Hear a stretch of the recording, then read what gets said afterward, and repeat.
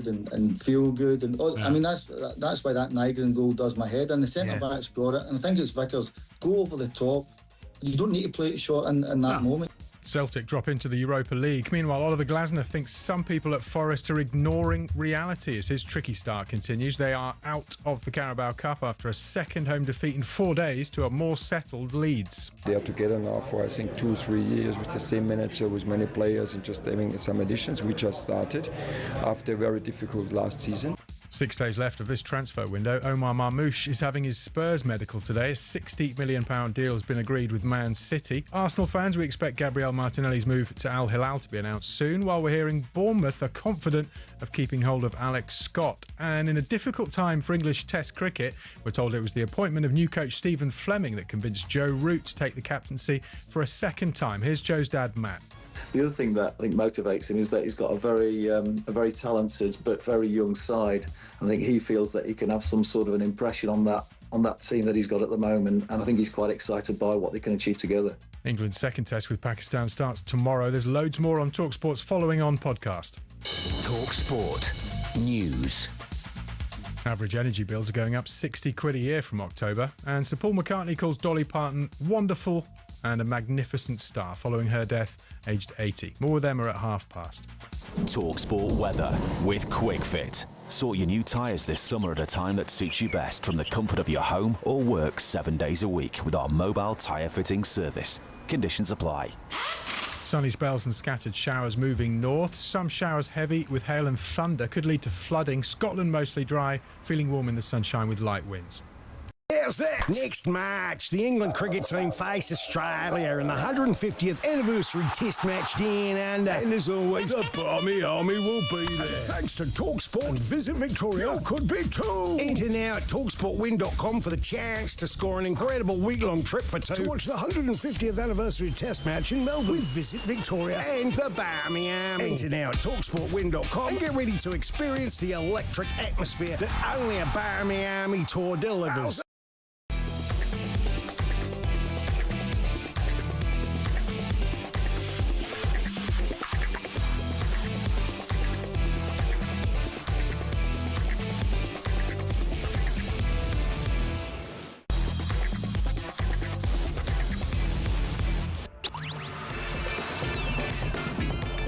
Good morning, everybody. You're listening to Jim White and Simon Jordan. We're live on talkSPORT. So, an almighty collapse against Lask. Celtic embarrassed in Europe again. Does it beg a belief, or is it wholly predictable? Meanwhile, how important are the cups? Is that a stupid question? Also today, as a club, are Leeds ahead of Forest? Can dressing rooms self-police? International jobs, is it now the norm to go foreign? Plus, we'll be joined here in studio by former Chelsea and Holland striker Jimmy Floyd Hasselbank. It's Jim White and Simon Jordan, and we are live on talkSPORT. 100% engagement. Jim White and Simon Jordan on talkSPORT.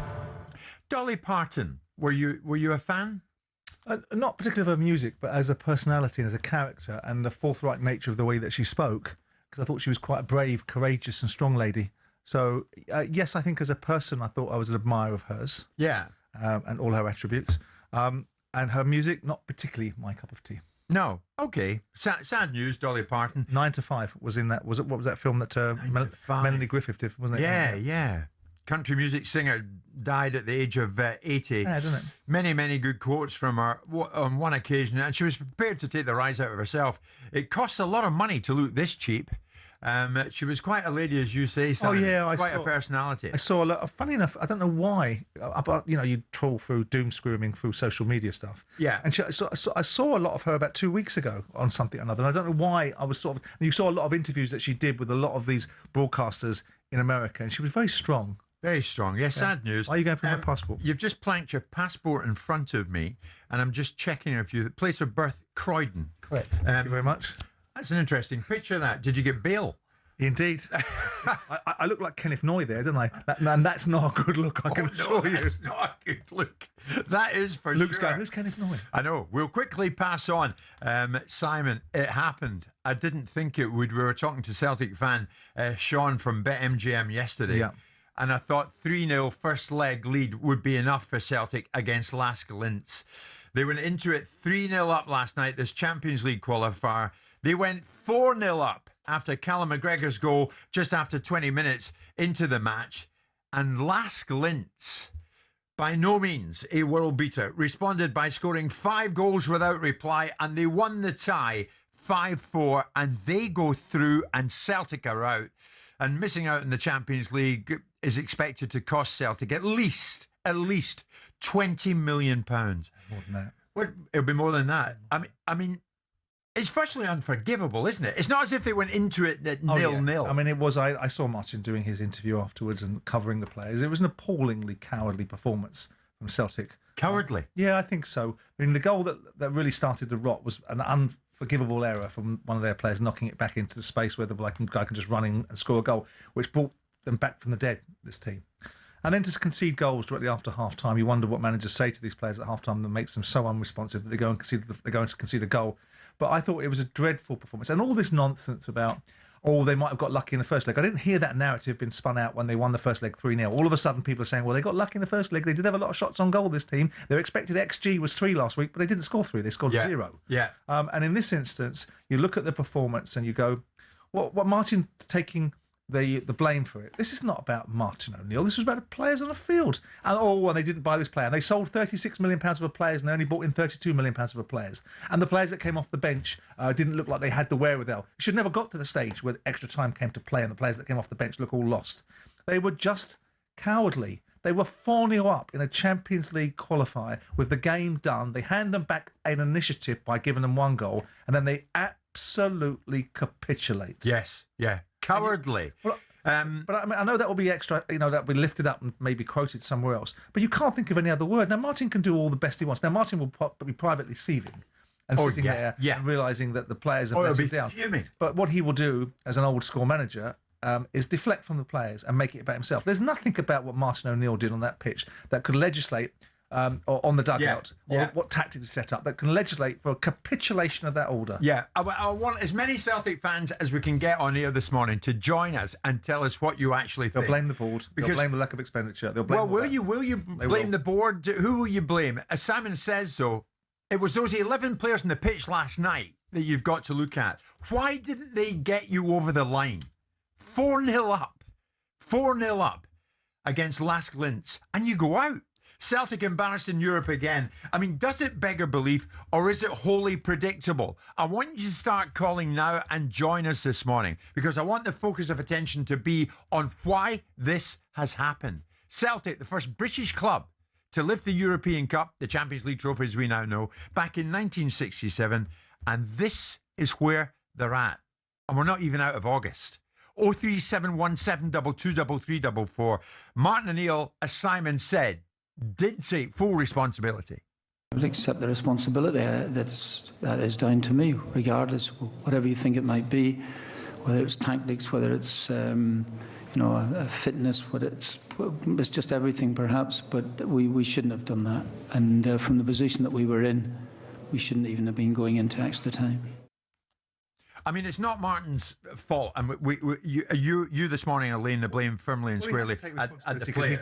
He's the team's leader. But have we seen the first blot in the Martin O'Neill copybook since he came by?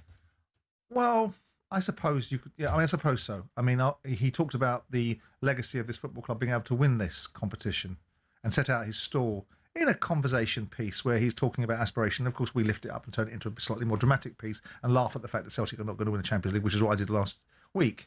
I suppose if you want to take it that way, it's about what you do next. I mean, they can go on and have a successful campaign in the Europa League and perhaps patch over it a little bit and do something meaningful there, although he was right to say it's of scant consolation to be dropped out of the Champions League into the Europa League, but that's now the competition that you're in. That's the level that you're probably at. Go in it. When you look at or get yourself deep in that competition, and you've seen Scottish teams get to finals in that space before, Rangers, case in point, so why not Celtic? What you got to wonder what's happened to this Celtic team, from the team that put out a remarkable performance about 18 months ago against Bayern Munich, that were so unlucky, that were robbed a little bit longer than 18 months ago, wasn't it? That were so... No, but you're right. They were robbed. Yeah. So this side now that cheated their fans in the last Champions League with a whining manager that blames everybody but himself in Brendan Rodgers. I mean, is it worse than this? Is this against Lask Linz worse than Kairat? Well, it's last as bad. I mean, listen, this is a slightly more recognisable side that plays Champions League football regularly.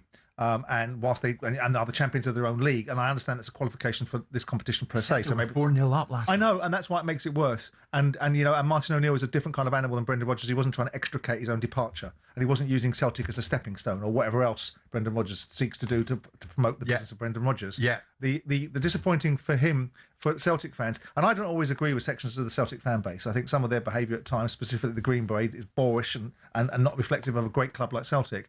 But they let the fans down last night. They let Scottish football down last night because it makes people look at Scottish football and give it the sick man of Europe sort of feel. Yeah. It makes them ridicule a great club like Celtic. And the players did that. It's all well and good, the captain coming out and going, no, we did this and we did that and we did this. And do you talking on the field, mate? Yeah, I do talking after the game. Because I refer to the fact that Celtic were the first British club to win this tournament. Different life. But, I mean, yeah, I agree. Different era, different time, different life. But, I mean, Martin O'Neill even alluded to that they should be aspiring to win it before the first leg. The bar was set down here way back in 1967. And from then on, I believe that Celtic should be aspiring to that. We may never, ever, ever get there. And obviously, with the way that the financial market has moved in football, it's getting more and more difficult for maybe a team from Scotland. But that aside, you should still be aspiring to it, and that's what we want to try and do. We may never get there, but this is the bar that's been set down, and the football club have won the European Cup or the Champions League, whatever it's called, and really that's what we should be trying to do. Aspire to win the Champions League. I don't think even Martin, if he was sitting here privately with us, would say that he fully believes that. I think that's a classic case of a football manager spending far too much time talking to the media and getting himself tripped up in a conversation that he doesn't really need to have. Because what happened in 1967 is about as relevant as what happened when Preston were the best team in England and Stanley Matthews was running down the wing or Tom Finney was. And so it's about as relevant as that. And so with that in mind, I don't understand the purpose of that conversation. There should be an aspiration, certainly, to go deep into the competition. You cannot compare what Celtic have to contend with in terms of the turnover of this wonderful football club. This turnover is made by its elite level of fan support, because they don't get the broadcast revenue. They're hundreds and hundreds of millions of pounds behind the major clubs in European football, primarily because of the distribution of the broadcast deals that don't exist in Scotland. So it's a silly analysis. But what you could be doing and what you should be doing, given the new format of the Champions League, is getting into it. And then at least giving yourself to maybe have just a knockout opportunity. And missing out last night, I mean, I said it probably cost the club at least 20 million. You think a lot more than that? No. I would think it's a lot more than that. I think the minimum... In some quarters, it's 40. I think the minimum they get is something like 50, 60 million quid for being in the Champions League. Now, obviously, you offset some of that by some of the rewards that you'll get for now being in the Europa League. And I thought they'd drop that out, the fact you drop out the Champions League. But I assume it's just because at the qualifying stage that they still get an opportunity to go into the Europa League rather than Champions League guys that get knocked out at the group stages get into the Europa League. I think the Europa League should stand on its own volition. You qualify it, and that's the end of it. You don't get dropped out of one competition to the other. But going to the point, the best he can do now is go win the next game that's in front of him, which I assume they will do, given it's pretty much a league that enables that in Scotland, which I don't think helps them in the slightest. And prepare for a Europa League campaign. I mean, he will value the Europa League. He sat there yesterday talking about the two instances in his footballing career, that one that he'll struggle to get past, and one was the UEFA final of 2000 and whenever it was when he was the Celtic manager previously. So now you've got a chance to go win that competition that you just said was one of the worst moments for losing. Simon, let me ask you, if you were Dermot Desmond, the man at the very top this morning, and he's come in for a fair bit of flack from many quarters of the Celtic support, what are you thinking? Did they do enough to equip Celtic to carry on in the Champions League in August? Well, I mean, there is a constant theme of balancing the books, it would appear, on transfer activity. Now, I don't know what their wages bill is to turn over and so on and so forth. I haven't studied Celtic well enough to know that. But I do know that their transfer spend always seems to be about what they recoup is about what they spend, and slightly in the favour of what they sell. And so that tells me that there's not a lot of investment really going into transfer activity. And I know that all the clever know-it-alls now that we're evaluating the midfielder that is sold for £22 million to West Ham has been replaced by another player, and all of a sudden that player wasn't good enough. Last week he was good enough, now he's not good enough. And of course everyone gets wise after the event. The classic case of in the land of the blind, the one-eyed man is king, and everyone starts pontificating about what it looks like. There was enough to go 4-0 up, and there was enough in that team to have been able to see out a result against a not particularly inspiring side that got some momentum, got some bravery, threw everything at it, and Celtic just wilted. 40 shots on goal? Against Celtic had 60-70% possession and had 8 shots on goal. The other team has 30-odd% possession and had 40 shots on goal. Are you kidding me? It is incredible. I mean, it is incredible because of the nature of it and where Celtic were. I'll tell you where they were. They were in the driving seat last night because the first thing they did was go further ahead, 4-0. So they were 4-1 up in aggregate at half-time, and they must have thought, yeah, we can see this out, but they didn't. Dragged into extra time, and they went out of the Champions League 5-4 on aggregate to Lascaux. Celtic embarrassed in Europe again. And Celtic, for those who have never been to that part of the world, in the East End of Glasgow, Celtic are an institution, a huge club.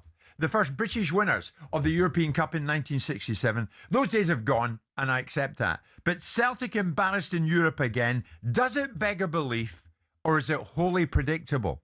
Celtic fans, and there are many of you out there with your own view, give us a call this morning. 03717 223344.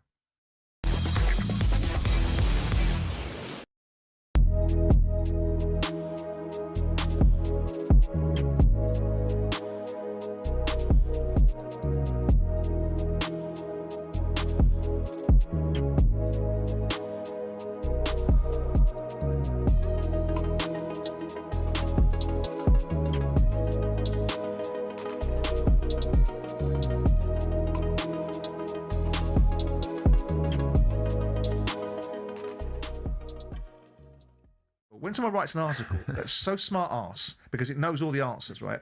And it writes an article about judgment. Now you've got to win, and the only way you can overcome that is by winning it. And so that's what they've got to do. Right. So on that topic, is anything less than a title challenge failure this season? Well, it depends what title. A serious title to be there or thereabout. No, but they're not good enough. Come May. But then, are they going to beat Arsenal? Are Arsenal ahead of them? They're still not good enough. No, they're not a good enough side. They can't possibly be. It's taken 7 years for Mikel Arteta and hundreds of millions of pounds spent slightly differently and wisely because he's got a mature setup with different people in the confines of Arsenal that have got a better way of operating than some of the Chelsea people have achieved so far. It's taken them 7 years. How can we decide? How can you turn on a sixpence and say you should now win the league? Oh, it's bloody stupid. So what, they won't be in the title race come April, May? Well, they may well be in what is considered to be a title race, which is a group of sides competing to be really in the top 4 that might be keeping the league honest by making it look like it's not a runaway train for one particular team. They might be in that race. Do you think Maresca and Manchester City will be in the title race? I hope not. I hope he gets fired. But that's a different discussion. But the bottom line is that they might be, because they're the best team in the league, which is why it's all silly about, oh, don't say that, it's not theirs to win, right? Is Arsenal. Do you think Iraola and Liverpool will be in the title race? No, I think Arsenal are going to win the league, and I think they're going to win it at a stroll. So who's it between? Arsenal. Arsenal. Should Liverpool and City be expected to be in the title race? I hope. How's that? Next March, the England cricket team face Australia in the 150th anniversary Test match down under. And as always, the Barmy Army will be there. And thanks to talkSPORT, Visit Victoria could be too. Enter now at talksportwin.com for the chance to score an incredible week-long trip for 2 to watch the 150th anniversary Test match in Melbourne with Visit Victoria and the Barmy Army. Enter now at talksportwin.com and get ready to experience the electric atmosphere that only a Barmy Army tour delivers.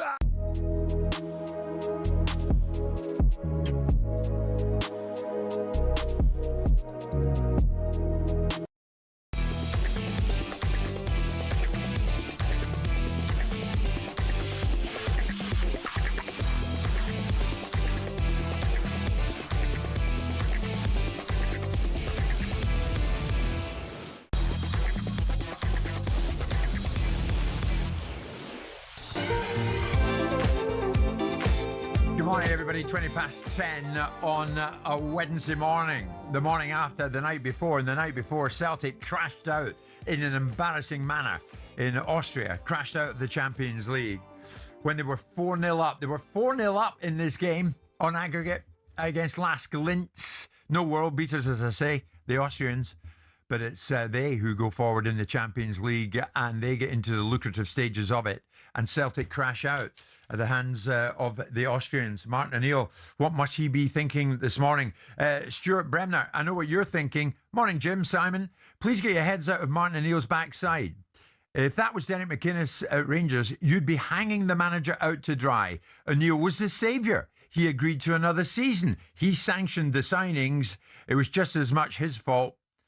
And the players. Yes, but that's one set of views. But what you can't do is tell us what we would have done, because I can pretty much say, knowing my own mind, that if Derek McInnes had been on the receiving end of that, I would have still said it was the players. I think you would have, knowing you. Knowing you. We're live on talkSPORT with Selco. Where the trade goes. A lot to get through. I asked for Celtic fans to come to air, and my goodness, so many of you are calling the number 03717 223344. So does it beggar belief, or was it wholly predictable? What do you think, Bill? Celtic fan joining us from Glasgow. Good morning to you. Good morning. How are you, gentlemen? Good, thanks, Bill. Thanks for calling. Did you predict this, Bill? Surely not, when it went to 4-0 on aggregate. Listen, if I'd been able to predict that, I would have had a tenner on it in the bookies. It was an absolute disgrace. Martin O'Neill, yes, takes some of the blame, but at the end of the day, those 15 players, maybe one or two exceptions, bottled it. And I hate using that word. I've been a Celtic fan all my life. I was 10 years old. I went to Lisbon with my dad, God rest him. And Jock Stein would be turning in his grave to see what happened there. There are players there who need to be got rid of. You know, it just beggars belief. It does. It's ridiculous. Yeah. You know? Yeah. And you remember all these days gone by, Lisbon and Jock Stein, as you say, Bill. Going forward, what do you think? What do they need to do? Is Martin still the man to take them forward? Do the board need to do more before the deadline next week? I mean, what needs to happen, Bill? Right. My own personal opinion is Martin O'Neill needs to obviously stay till the end of this season. But between now and next season, they need to get someone in. You know? And people are going to say, well, who can they get? Who can they get? Honestly, I don't know. But they have to spend the money. Yeah. We criticise the board. We criticise the board for not spending money. Okay, they opened the tin a bit late and bought 2 or 3 players. But last night was just, I'm sorry, it was just, the players need to, and I'll tell you what else they should do. The board should give every single fan who travelled over there last night their money back. That's the least they could do. Do you think they'll do that, Bill? I think there's more chance of putting a fire out with snowballs. Bill, before you leave us, you're a lifelong Celtic fan, and absolutely Lisbon and Jock Stein. Is this as low as it's ever got in your mind? For me personally, this is worse than the one last year. The Kyrat. This is probably the worst result ever. I mean, to give away 5 goals in 60 minutes? Yeah. That's a goal every 10 minutes, for God's sake. It's ridiculous. Bill, thanks for joining us. Thanks for taking time to call us. Michael, big Celtic fan. Is it the worst result ever, Michael, in Celtic's history? It's definitely up there with one of the worst results in Europe, said Jim. And it was really embarrassing last night. The point I'd like to make, though, is yet again, for the 6th time and asking, Celtic have failed to qualify for the Champions League. And it's down to me, it's down to be ill-prepared. Celtic have a transfer kit, one for the Europa League, one for the Champions League. Now, Celtic will now obviously go for the Europa League kit. Champions League kit, that's gone. But the problem is, the Champions League kit should have been spent before the qualifying round, not waiting till we get to the Champions League.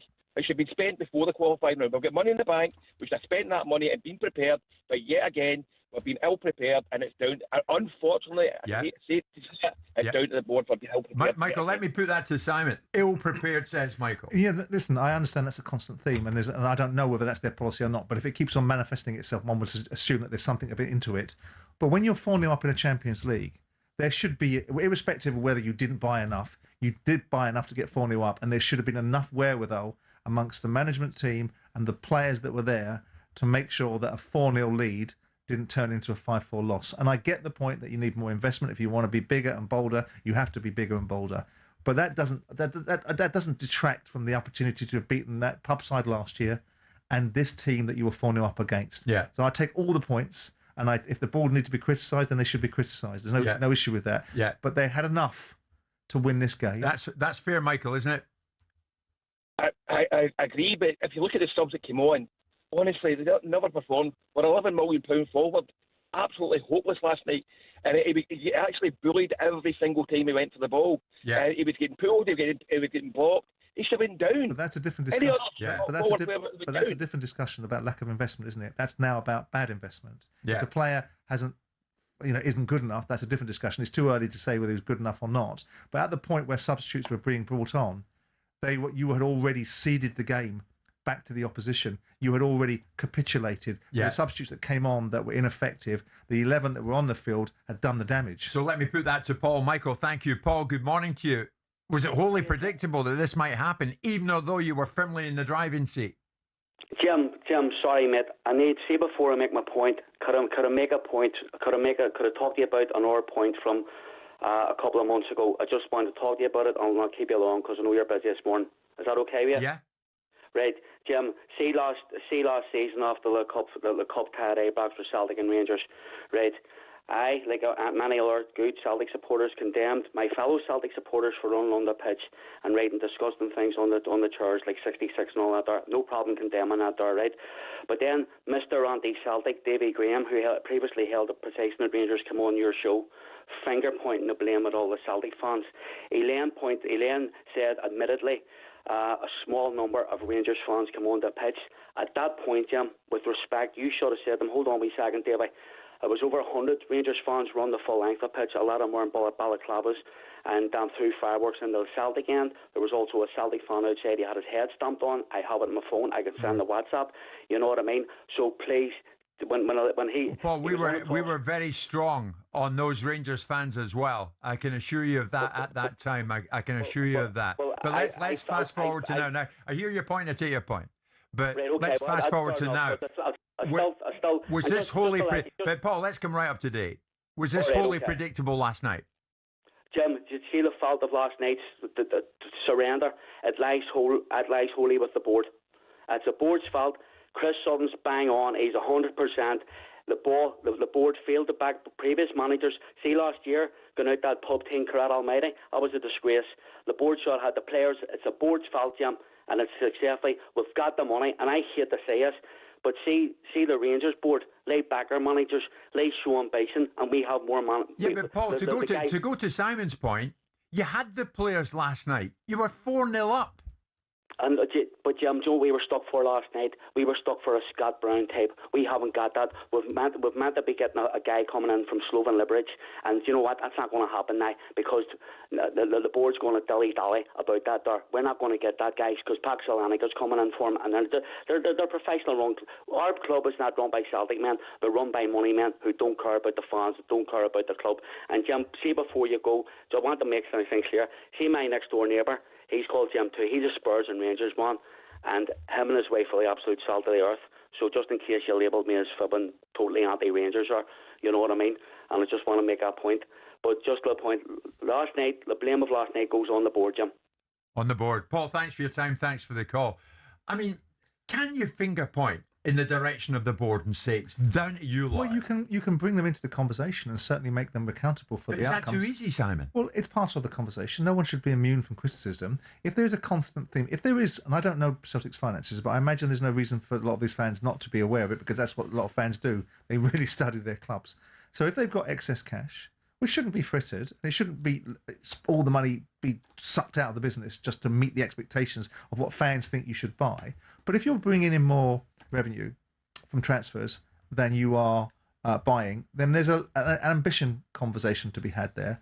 If you had the opportunity to strengthen, and you really are, I mean, in some walks of life, you'd say it's a sensible business, pragmatic approach. But football isn't like any other business. It isn't run that way. And I keep on making the observations that it isn't really a business. It's a national vocation. It's a wonderful emotional opportunity, but it isn't really a business. So that means, with that in mind, you have to support it in a slightly different way. So I don't know how Dermot runs it. I don't know why they seem to have always more money being spent, more money being recouped than spent. Yeah. That seeds their argument. But again, I go back to the point. They had enough of a team to overcome the adversity. Yeah. And if they maybe limped across the line and then Martin O'Neill would come out and say we need more strength and depth to be able to get past these opposition without having to struggle like we did, but they didn't. Yeah. They capitulated, they surrendered, which is what one of We're going to focus on the Championship very shortly. Jim Rodwell, the Managing Director of Charlton Athletic, is going to be joining us live in studio. Big night of Carabao Cup action involving Charlton, and they're up against Tottenham, so it's a massive one for them. Celtic fans, keep your chins up. It's going to be a long season ahead, and I'm sure you're going to have moments of joy as that season develops. It's Jim White and Simon Jordan. Check out this month's real deals at selcobw.com.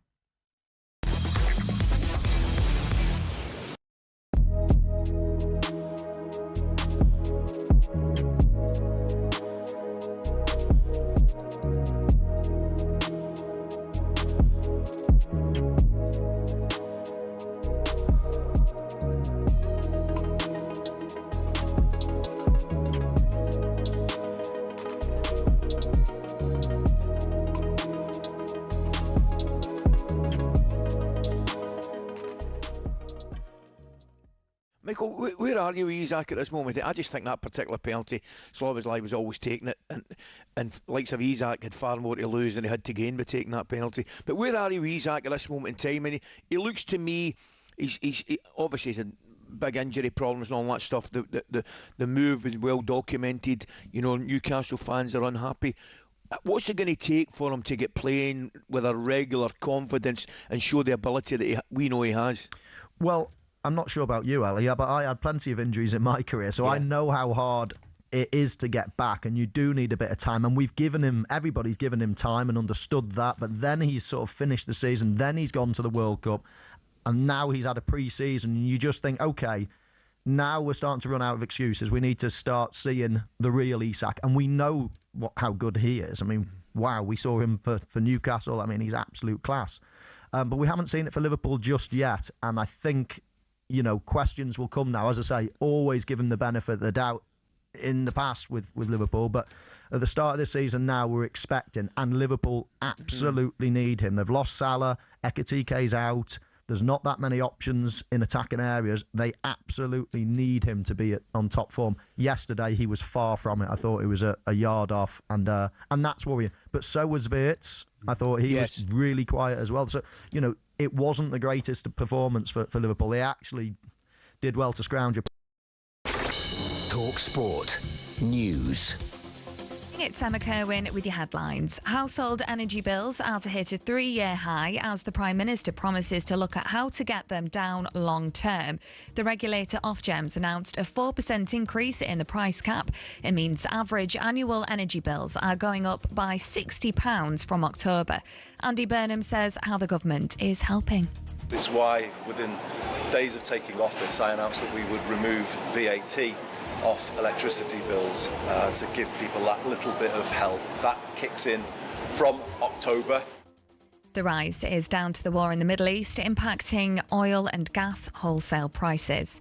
Sir Paul McCartney says it's hard to imagine a world without Dolly Parton following her death aged 80. The country music legend had been battling cancer. She released nearly 50 albums during her huge career. Thunderstorms are set to sweep across the UK with the Met Office warning of incoming flash floods, lightning and hail. Yellow weather warnings in force across a large part of England. The weather could cause travel disruption. And Barry Manilow's announced he's taking a break from touring. The 83-year-old cancelled 2 of his concerts in the US last week over technical and vocal problems. talkSPORT Sports Headlines with Bostik. For high-performance flooring adhesives that won't let you down, pros trust Bostik. Have Celtic lost the ability to close games out? And Omar Mamouche is having his medical at Spurs. Nick has more at 11. How's that? Next March, the England cricket team face Australia in the 150th anniversary Test match down under. And as always, the Barmy Army will be there. Thanks to talkSPORT, visit Victoria could be too. Enter now at talksportwin.com for the chance to score an incredible week-long trip for two to watch the 150th anniversary Test match in Melbourne with Visit Victoria and the Barmy Army. Enter now at talksportwin.com and get ready to experience the electric atmosphere that only a Barmy Army tour delivers.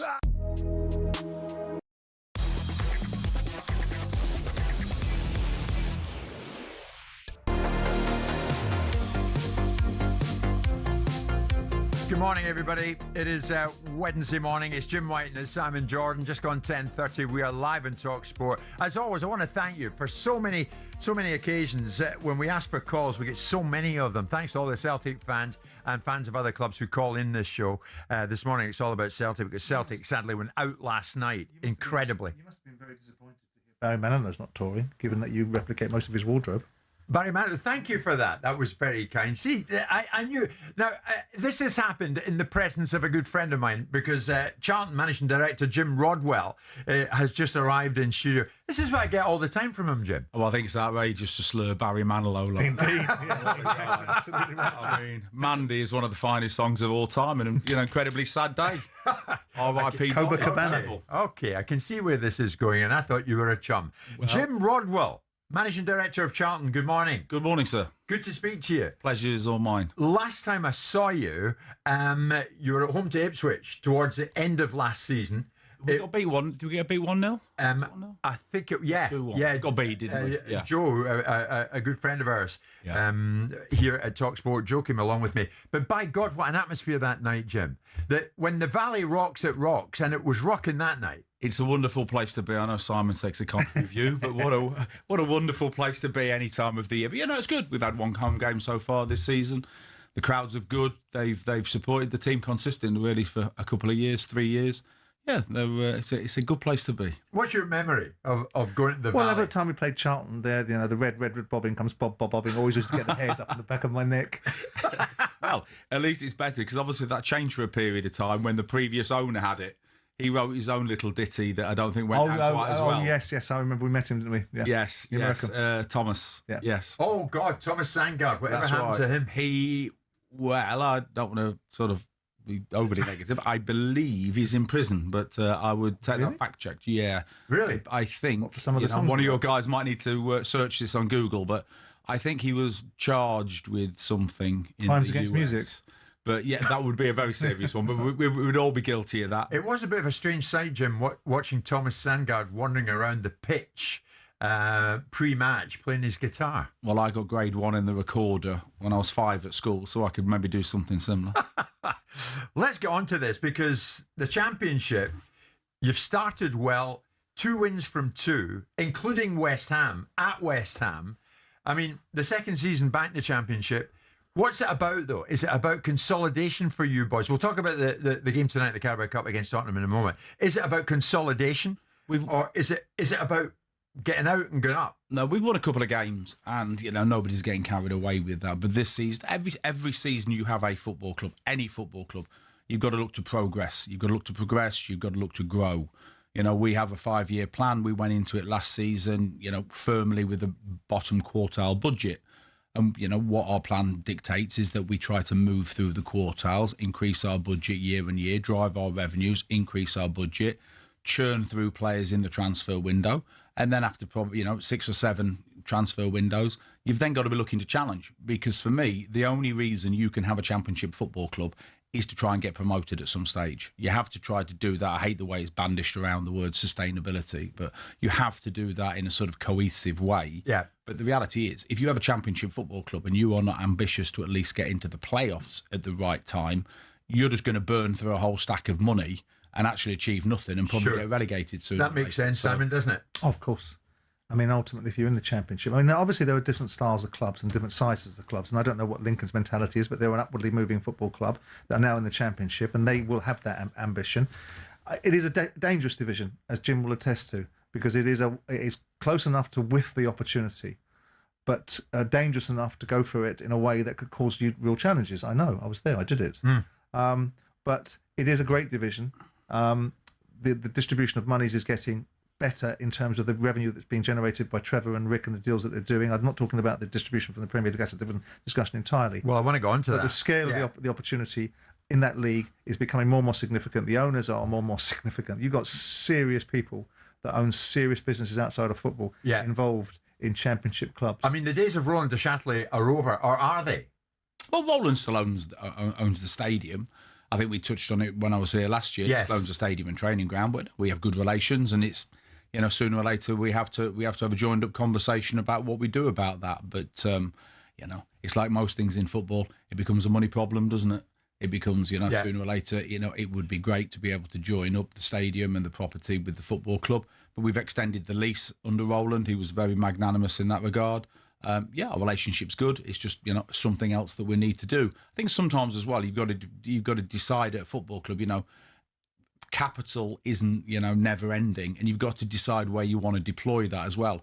Are you constantly working on the team? Do you employ it in your academy? Do you, you know, there are lots of things that chomp through money at a football club, particularly a championship one. Because like Simon said, you have the ability to get yourself in real trouble in the championship and ultimately get relegated. But you've got the opportunity here, you and others, Jim, to actually go up and get out the championship, because never more so than this season, 7th and 8th have been added to the playoffs. For sure.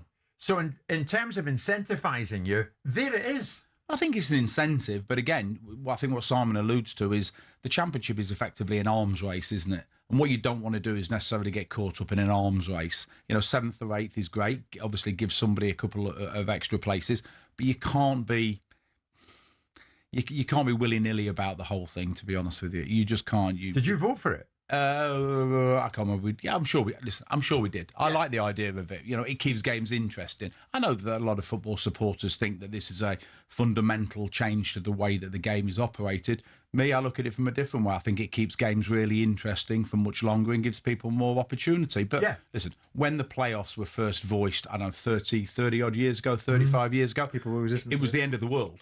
You know, the world had caved in. You know, what would we do without the playoffs now? They're one of the most genius inventions we've ever had in football. So anything that keeps it competitive. But no, our ambition for this season is to grow and get better. You know, a great example, really. You know, I think this season it's going to be very difficult to get past the 3 parachute payment clubs from last year that got relegated. I know we beat West Ham at the weekend, but I think anybody that finishes above West Ham will probably get automatically promoted, if anybody does. I think they probably won't encounter the same problems as some of the relegated teams the season before. But, you know, a great example to us is Coventry, quite frankly. You know, Coventry didn't have a parachute payment last year. You know, Doug King and his guys and Frank and the people that work there, I think he bought the football club the same year as our guys bought Charlton. I think that he bought in the January, we bought in the July, and, you know, he bought a championship club and then narrowly got beat in the playoffs. But what they've done, they've churned, they've sold players, they've sold Gorkayes. You know, we've all got to sell players, we've all got to trade. You can't just keep signing players. Yeah. But what they've done, they've traded really well. And if your football operation is working, then you've got a really good chance of being successful, even if you haven't got the biggest, you know, budget. And I think Jim's absolutely right. When Doug King was on the show the other day, Simon, you were full of praise for him and the way he has gone about it at Coventry. Because I think it's... And Charlton's trying to do the same. Because the noise will always be the players and the manager have achieved it. When realistically speaking, the culture was created by Doug.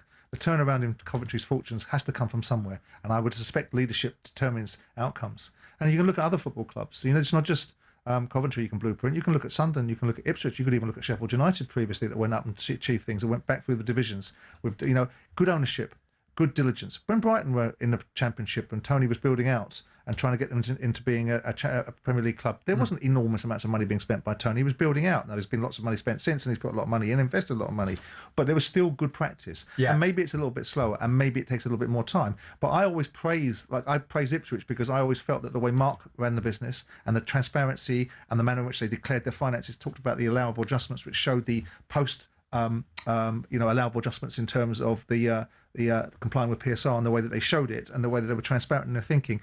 And it's about good disciplines. It's about doing things for a reason and really doing them with substance. Yeah. And yes, of course it's difficult. Of course it's difficult when you've got parachute payments that bring clubs down. They do come down with big fat wages and clubs that are actually in decline. So they do have their challenges. So if you've got good organisation, good structure and good disciplines, and you focus on the things that you know you can do well, which is make sure your recruitment is running well, make sure you recruit people for the right reasons, make sure your academy, youth development is bringing players that are fit for purpose to come into the first team that can actually help you achieve the aims, and get sensible managers that can relate upwards, that can work with the guys up that are actually their bosses. Jones. I mean, listen, I always worry I'm going to find myself agreeing with Simon, and at the risk of this turning into an echo chamber. I mean, amen. That's how it works.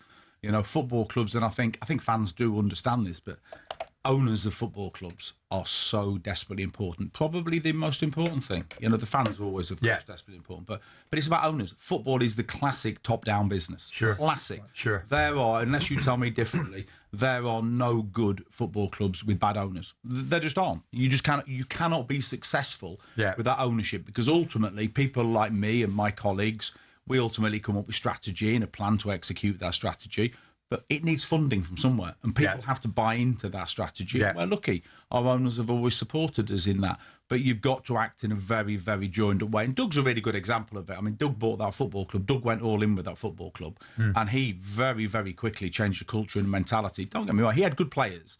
You know, they only narrowly got beat on penalties by Luton 3 or 4 months later. But listen, the job that they have done is, you know, we haven't copied him, but it's nice to know that what I think we've come up with, me and colleagues, is very similar to what pretty much a close run thing. And I hope they do well this season. So, just for the record, Thomas Sandgaard, previous owner of Charlton, he was charged with fraud back in January. So we're not entirely sure how Thomas is doing. It's still ongoing. We'll see how that works out. Jim Rodwell, Managing Director of Charlton, is with us till the top of the hour. Charlton in action tonight in the Carabao Cup. They're at Tottenham. Is that a good time to get them? That one's live in talkSPORT. We'll speak to Jim about that in a second. Oh, and VAR in the Championship. You fancy it, Mr. Rodwell? We'll get to that next. We're live in talkSPORT.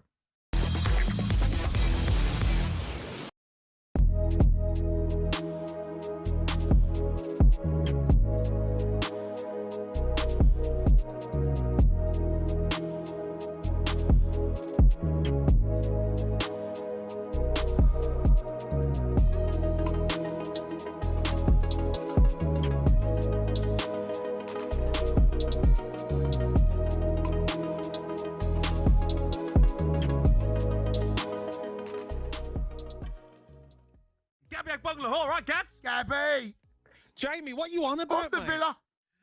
You're just jealous, mate. I've been Jamie, hearing you all day. what are you on about? You're talking guff, mate. Just because you're jealous. What are you on about? You're jealous. How can you finish 17 2 years in a row and spend half a bill? Because we've got the cash, Gabs. Yeah, but that ain't fair, mate. See? Jealous. It ain't fair, Cundy. No, I agree. Do you know what? I agree with Gabby on this. I totally agree with him. No. This has got no. Win the Europa League, I'm not picking. and we can't flipping spend. I'm not picking sides. I'm telling you now. Villa and Newcastle should be able to spend. Cry me a river. No, 100. Cry me a river. Jay, listen. Thank you, Cundy. I totally agree with him. Gabs? Totally agree with him. Stop crying, mate. Jamie. Stop crying, Totally mate. agree with him. Stop crying. Jamie. Gabs. You're signing rejects from Manchester City. Good Marmoush players, is mate. unwanted.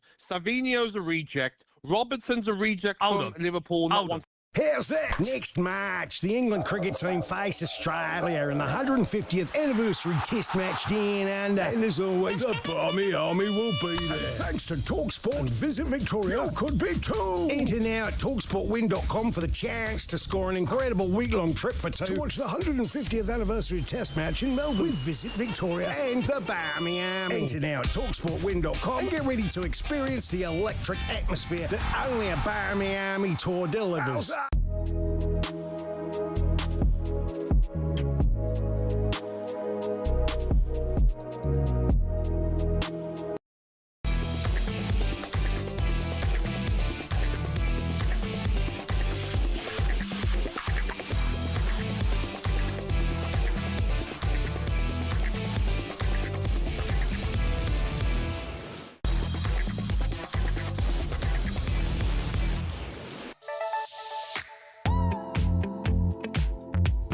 It's Jim White and Simon Jordan alongside Charlton top man Jim Rodwell, and we're live in talkSPORT with Selco Builders Warehouse. It's where the trade go. I know where Jim Rodwell, Charlton's managing director, and Charlton and the players, Nathan Jones and the fans are going tonight. They're going to Tottenham in the Carabao Cup. Come on, Jim. You're a born optimist. I love your optimism. You're always very positive about life, and I like you a lot because of that.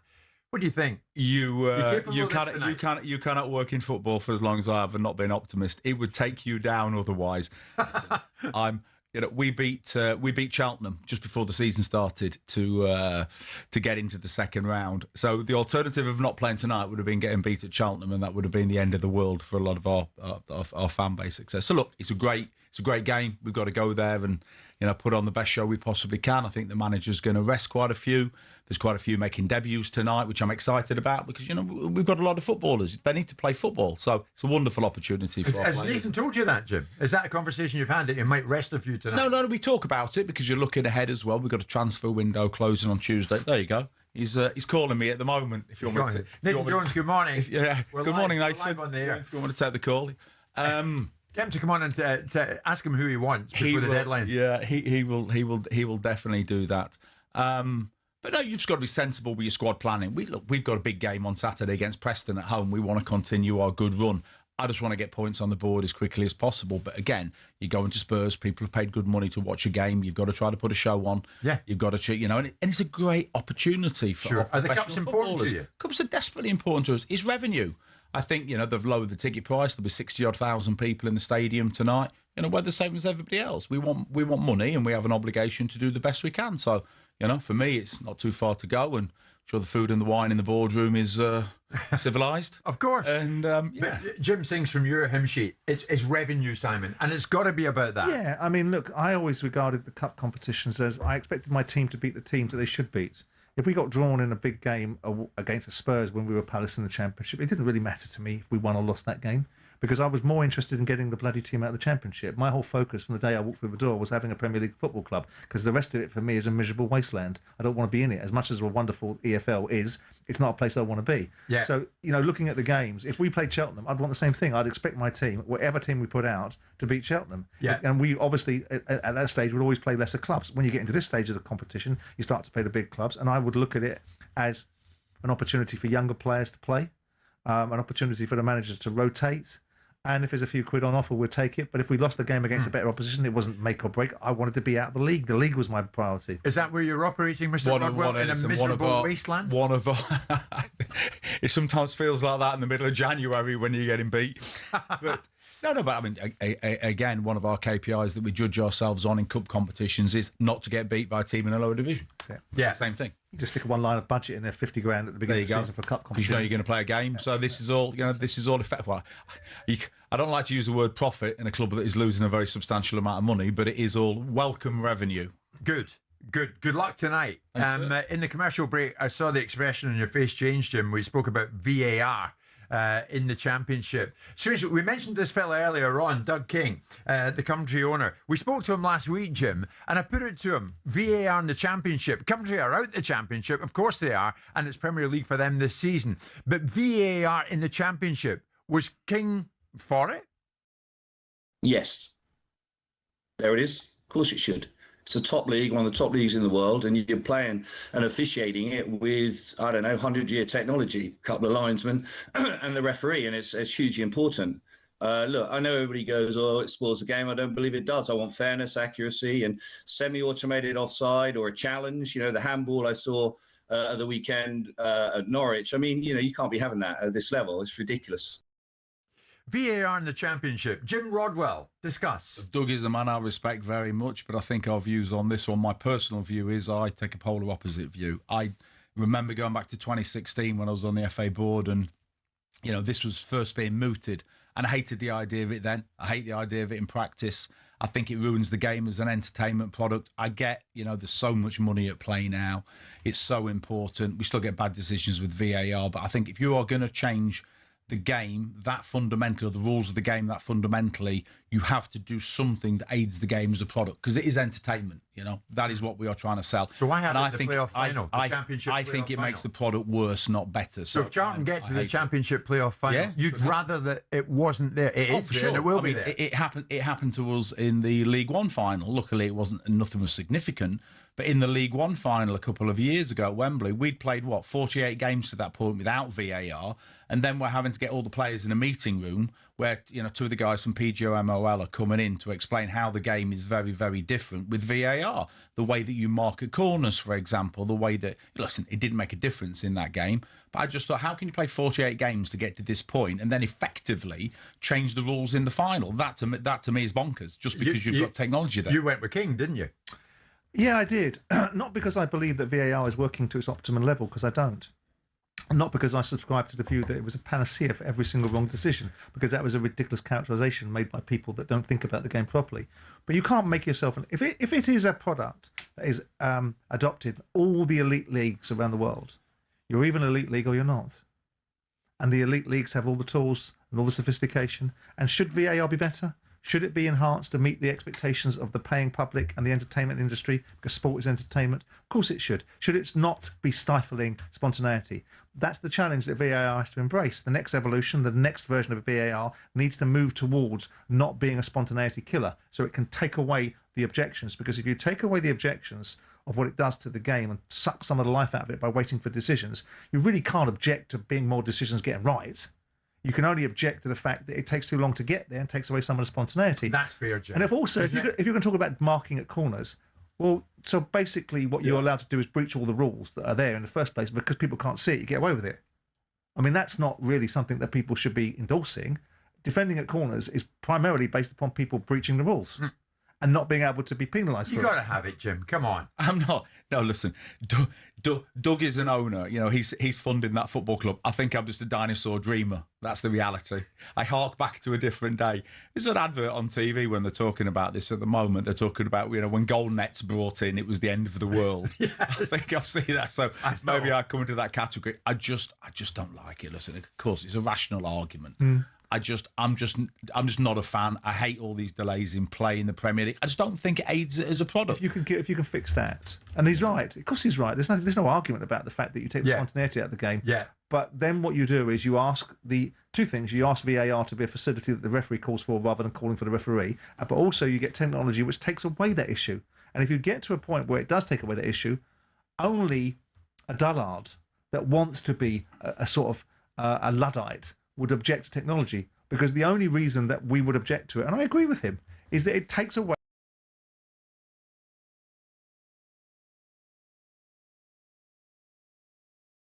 and we're getting towards 11 o'clock, not so much time left. We emphasise it's about revenue. It's about revenue in the Championship for every club. Whatever happened, Jim, to the redistribution deal that was being negotiated between the Premier League and the EFL?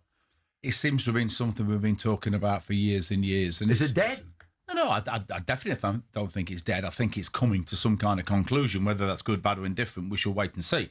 I mean, obviously now we have the advent of the independent football regulator. At the moment, for the first time, I think in quite a few years, the Premier League and the EFL are actually all at the table together with the football regulator, who effectively I think is acting as a kind of arbitrator.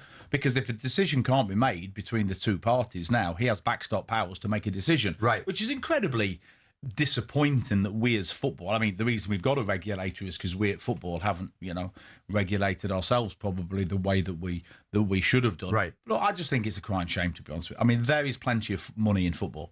There is a lot of money washing about in football. And the reality is it's not just how much money and what is the quantum for me. It's about the terms and conditions. If there is more money on the table for the EFL clubs, I think we have an obligation. You can't just pay players and agents and pay the same people more to do the same job, or that we become busy fools running around. You've actually got to start investing in different things. Some of that money, to my view, needs to be ring fence it has to be spent on your academy, your infrastructure, improving your toilets at the football game, whatever that is. Yeah. But you've got to spend money on things other than players and agents. Sure. And there is plenty of money washing around. And look, glass half full again. I'm always hopeful there'll be a conclusion somewhere. Yeah. And I think it'll be sooner rather than later. I think the regulator's saying, is he saying that he wants some kind of resolution or some kind of framework by the end of this year after the state of game report that they're doing? Seen that for a while, Jim, haven't you? Of course he has. Yeah. But my understanding is that, talks are progressing in the right way, which I think they didn't for probably about 3 years or so. And I think, I think Richard Masters and the Premier League board effectively now have a mandate from their clubs to go and negotiate. That's my understanding of it. But I am not in the room. But Jim, it's always good that you come and join us in this room on the 17th floor of the news building. Good luck tonight. Thank you very much. Tottenham Hotspur. Jim's Charlton Athletic. It's the EFL Cup, the Carabao Cup, round 2, and it's Spurs Charlton. It's live on talkSPORT. Jim, we will speak again, no doubt, very soon. We're live in talkSPORT on this Wednesday morning at 11 o'clock.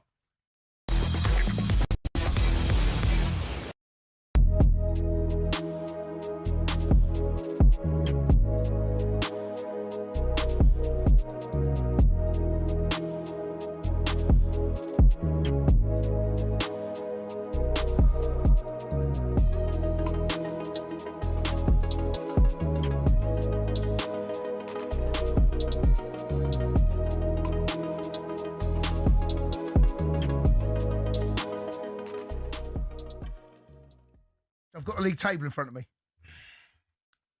Guess who's bottom? Who's bottom? Who's bottom? Your mob. You're bottom. Bottom of the table, Jay. Jay, do you know what, mate? I offered you 10th the other day. Look, mate. You going down? Mate, please, come on. What do you mean, come on? You're bottom of the table. You're bottom. I mean, you love flirting with the bottom of the table. You've started the season bottom of the table. You could go down, Jay, again. Well, on that, if we play like that, we'll go down. If we play like that, we will go down. It's as simple as that. Forget top 4. Forget European football. Forget all this, guff that we've been talking about with players coming in, a new era at Tottenham. If we play like that, we'll go down. Because you cannot turn up to a football match and play like that. That's embarrassing. They should be ashamed of themselves. Ashamed of themselves. How can you go through pre-season and then start like that? They're going to clap the fans. You can't start pre-season. You can't go through pre-season, all right, giving it the big un, and then turn up and play against Brentford like that. That is a disgrace, an absolute disgrace. And we get scammed every season by Richarlison, who scores a couple of goals in pre-season. You go, oh, he's all right, Richarlison.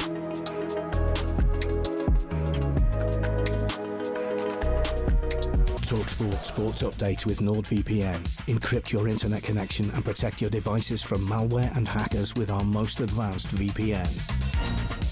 With your headlines at 2 minutes past 11, I'm Nick Ellaby. Good morning. Martin O'Neill's trying to take the heat off his Celtic players by taking full responsibility for their Champions League capitulation. 4-0 up on aggregate, Lask came back to win 5-4. These fans called talkSPORT to get things off their chest. We didn't fall off a cliff. We threw ourselves off it like lemmings. When we score, I think their equaliser comes from that mentality of we're through. It was really embarrassing as a Celtic fan, and you have to listen to, your Jamie O'Hara's and stuff now. We're not good enough to be at that level. Well, former Celtic midfielder Paul Lambert told us Celtic used to know how to close games out. I'm not sure they've got that minute, and they're getting to this realm of we need to pass to make ourselves look good, and the games went away from the winning aspect, I think, and with a lot of teams and a lot of clubs. Celtic drop into the Europa League. Now with 6 days left of the Premier League transfer window, Omar Marmoush is having his Spurs medical today. They've agreed £60 million with Man City. The dismantling of Pep's rebuild continues. It's reported Nico Gonzalez is in Newcastle for a medical. Newcastle versus West Brom in the Carabao Cup is live on talkSPORT 2 tonight. Meanwhile, we expect Arsenal's Gabriel Martinelli to complete his move to Al Hilal very soon. And we're told Bournemouth are confident of keeping hold of Alex Scott. There's been no further contact from Chelsea. And Joe Root's dad told us it was the coaching change that convinced him to return as England Test captain. I think he's impressed with Stephen Fleming. Him coming back in as head coach, I think has motivated Joe to get involved. I think there's a lot of mutual respect there between the two of them. England's second test with Pakistan starts tomorrow. They're 1-0 up in the 3-match series. There's loads more on talkSPORT's Following On podcast. talkSPORT News. Household energy bills are about to hit a 3-year high as the Prime Minister promises to look at how to get them down in the long term. And a magnificent star and a dazzling person is how musicians like Paul McCartney are remembering Dolly Parton. More from Emma at past. talkSPORT weather with QuickFit. This summer, treat yourself to Bridgestone Turanza All Season 6 tyres with a 25,000 mileage guarantee. Book today at quickfit.com. Conditions apply. Sunny spells and scattered showers moving north. Some heavy with hail and thunder could lead to flooding. Scotland mostly dry, feeling warm in the sunshine with light winds. How's that? Next March, the England cricket team face Australia in the 150th anniversary Test match down under. And as always, the Barmy Army will be there. And thanks to talkSPORT, Visit Victoria could be too. Enter now at talksportwin.com for the chance to score an incredible week-long trip for two to watch the 150th anniversary Test match in Melbourne with Visit Victoria and the Barmy Army. Enter now at talksportwin.com and get ready to experience the electric atmosphere that only a Barmy Army tour delivers.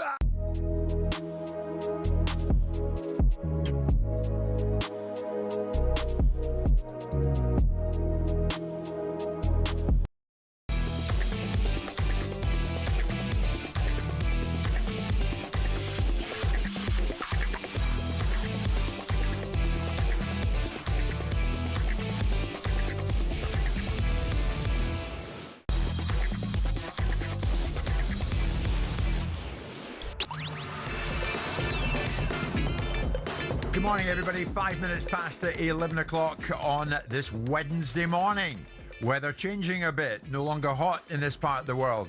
We're in for a bit of rain, it would seem. It's Wednesday, August the 26th. We're getting through the month, almost into September. And, of course, next week, transfer deadline day. We'll get to that in the fullness of time. A lot of movement amongst all the clubs at the moment, it would seem, as players seem to be going from one club to another. Alex Crook, top man here at talkSPORT, will join us live in the show later on to tell us exactly who is going where. Enzo Fernandez, is he going to end up at Manchester City? It's looking like it. Anyway, we'll get to that in the fullness of time. I'm delighted to say former Chelsea player, legend of the club, former Leeds United striker, Jimmy Floyd Hasselbank, is in studio with Simon and myself. Jim, good morning to you. Good morning. Good to see you. You look super fit. Are you playing this game of paddle tennis? Is this part of your life as well? It is part of my life. I love it. I'm hooked. You're hooked? I do play. I have not played this week. I'm still waiting for Simon to turn up. You know, aren't we all? I've seen Jimmy play. It represents no motivation for me. Oh, I've seen him play. Guys, I bet you I beat him. Yeah. Jim, I must just share this with you. The managing director of Charlton, Jim Rodwell, has just gone, but he said to Simon, "We must get a game of paddle soon," and he played the bad back card.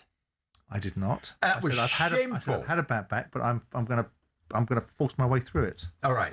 So you are going to play Jim Rodwell in the coming days? If I'm in Spain at the same time as him. And then you're going to play Jimmy Floyd Hasselbank? I'll play Jim anytime he wants to. All right. He knows exactly where I play. He can find me. It's not a problem. Okay. You know, he's not too far from it. I said we'd play before the summer break when you were last in the studio. I said we'd play, maybe with John or someone like that. Yeah. I said we'd play. Okay, it's on the cards, and we will have a secret camera there or thereabouts. Jim Rodwell and Charlton heading to Tottenham tonight in the Carabao Cup, of course. The cups. How important are they? I'm keen to put this to Jimmy. Everton travel to Preston tonight in the Carabao Cup. Everton, of course, a club last won a domestic trophy 31 years ago, the FA Cup in 1995. So Everton fans would love to get their hands in the Carabao Cup. Is David Moyes aware of that? Of course he is, but he kind of bristled when the importance of winning a cup came up in conversation. Pretty straightforward question, David. Just how important are the cups to you this season? Well, I just said, I think it's a question every journalist asks every manager. And in some ways I think, are those journalists dead stupid? Do you think none of the managers want to win the cups? Of course we all want to win the cups. So the answer to yes, the cups are hugely important. Would it be more important than staying in the Premier League? If I asked you that question, is winning a cup more important than staying in the Premier League? No. What would your answer be? I'd say staying in the Premier League for the minute. So there you go. You've half answered it. So, but of course we want to do well in the cup. I can't think of any manager who wouldn't want a good run in the cup. How about winning the cup, a cup, and staying in the Premier League? Excelling in the Premier League. It wasn't a stupid question at all, was it, Jim? No, it's one of those questions that you know you're gonna get as a manager. So stupid is a little bit harsh.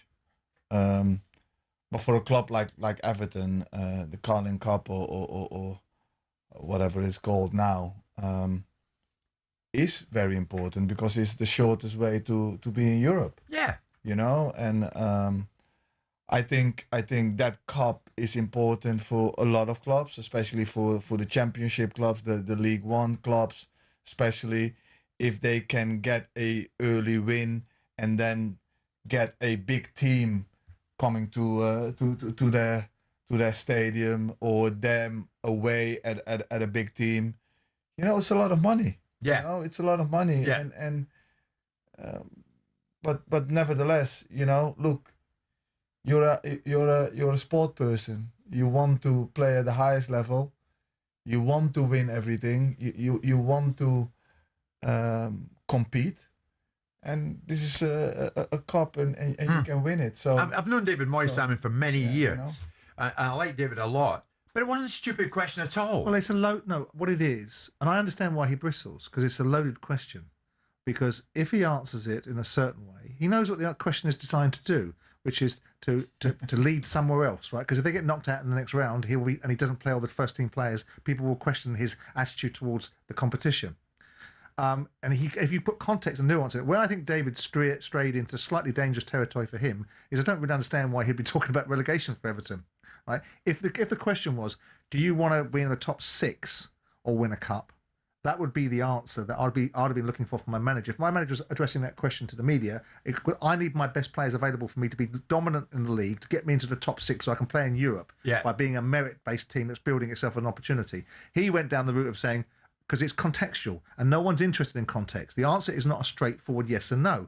The answer is yes, but, because unless you're going to give David Moyes a squad that's capable of competing on a number of different fronts, he's going to have to qualify the answer because the team is qualified, because he can't compete on all fronts.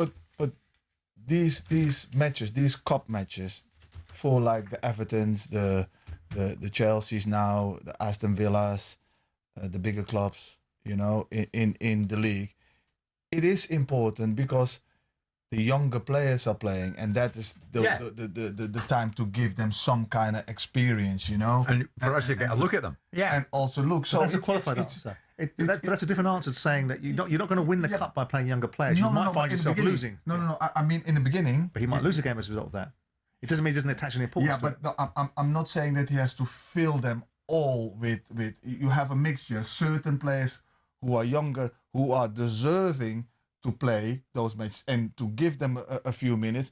These matches, especially in the beginning of that cup, is important. But that's a different version of importance. Yeah. The answer to that question is it's very important because it enables me to rotate my squad and get the young players. Yeah. But the answer isn't an answer to the extent of it's very important for me to win. That's a different level of importance. It adds a different qualification to the answer. The question is designed to ask a manager, do you want to win the competition? Do you want to win the cup? Is the question. Yes, if I can, but not at the expense of losing something else I think is more important. Is the answer. Yeah, I get that. Does it enhance the idea, though, that participation in modern day football is now viewed more favourably than actually winning? Well, how can it? A cup competition is knockout. You can in the league. You make that argument in the league, but you can't make it in the cup competition. Going deep in a cup competition, though, staying in it at the expense. If your question would be, surely, is there a reason why you can't do both? And the answer is, a coherent manager can say, well, no, I can't do both. Really, he won't want to say that because then he'll be going against his board, and the narrative will then be saying he hasn't been given enough players. Why can't you do both? Why can't Everton have a great season in the Premier League and pick up the Carabao Cup in the process? I think Everton should be able to do that. I think Everton should be able to be competitive in the cup. Palace, Newcastle, there's loads of in all the examples, cups. Jim. Yeah. Look at Crystal Palace a few years ago. They won it, the FA Cup. Yeah. And then they were very successful in the league as well. Right. You know, so it can be done. But we won't get to a relative level. Crystal Palace, they finished inside the top 10 to a relative level. Yeah, but that is very good for Crystal Palace. It is, but we're not talking about the FA Cup now. We're talking about the League Cup. Okay, right? Even more so. So with the League Cup, it has a different dynamic. It's always been a cup that people regarded as a second-string cup. That's why it's been called the Rumbelows Cup, the Milk Cup, the Carabao Cup, the fact is, Simon, Moyes is probably a bit cheesed off. He's been prodded, and he's being reminded that Everton haven't won anything in 31 years.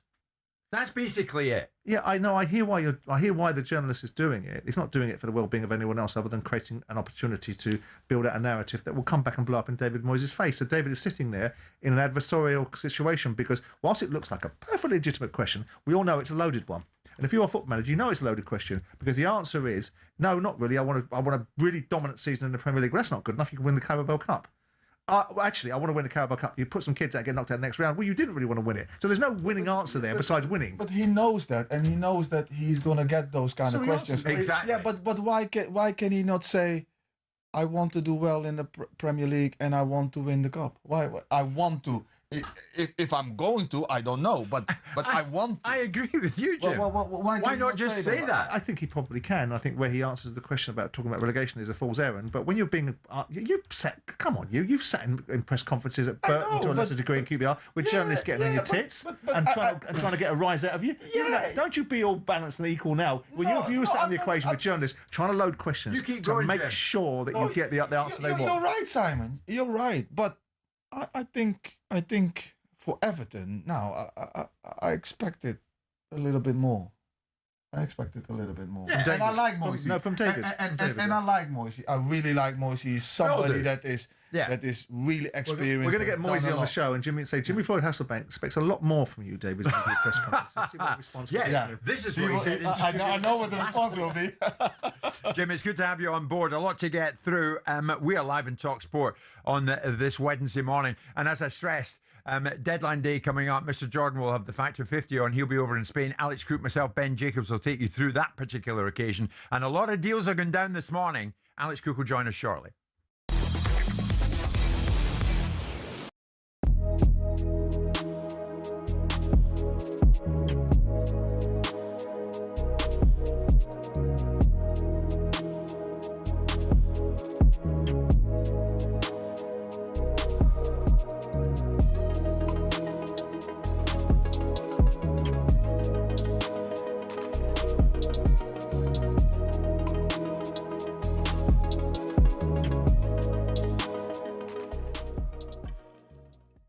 Yeah, fair play to Hull. I think Sergei Yakirovic is going to prove to be a very tactically astute manager. He's got Dean Holden as his assistant, obviously a boyhood United fan, but he was absolutely buzzing with that win over his club, and they deserved it, Hull. I thought they were brilliantly organised. I've pretty much been the only pundit on talkSPORT saying I think they've got a chance of staying up, and maybe people will come round to that way of thinking now, but the lack of energy, effort and endeavour from those Manchester United players is unforgivable. The bare minimum away from home against a newly promoted team on the opening day of the season, you have to match their levels of commitment. And these United players did not do that. And is it a surprise? You look at people like Harry Maguire and Luke Shaw, these players have been part of the problem for too long, haven't they?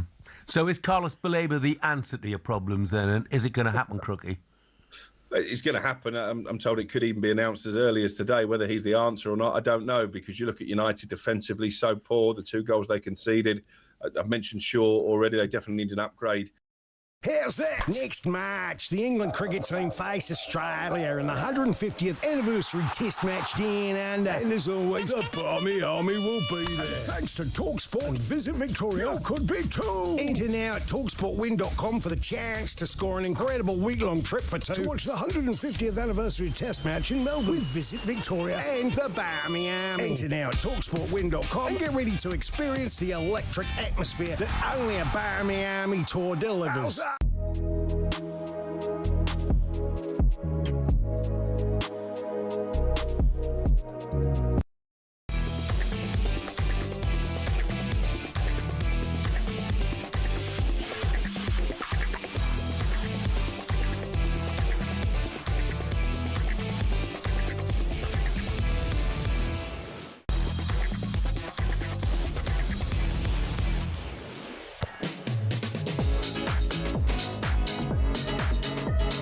No better time, 20 past 11 this Wednesday morning, to turn our attention to the transfer market, because one big deal has just gone down, and Manchester City have acquired themselves a jewel of a young player, but at considerable expense.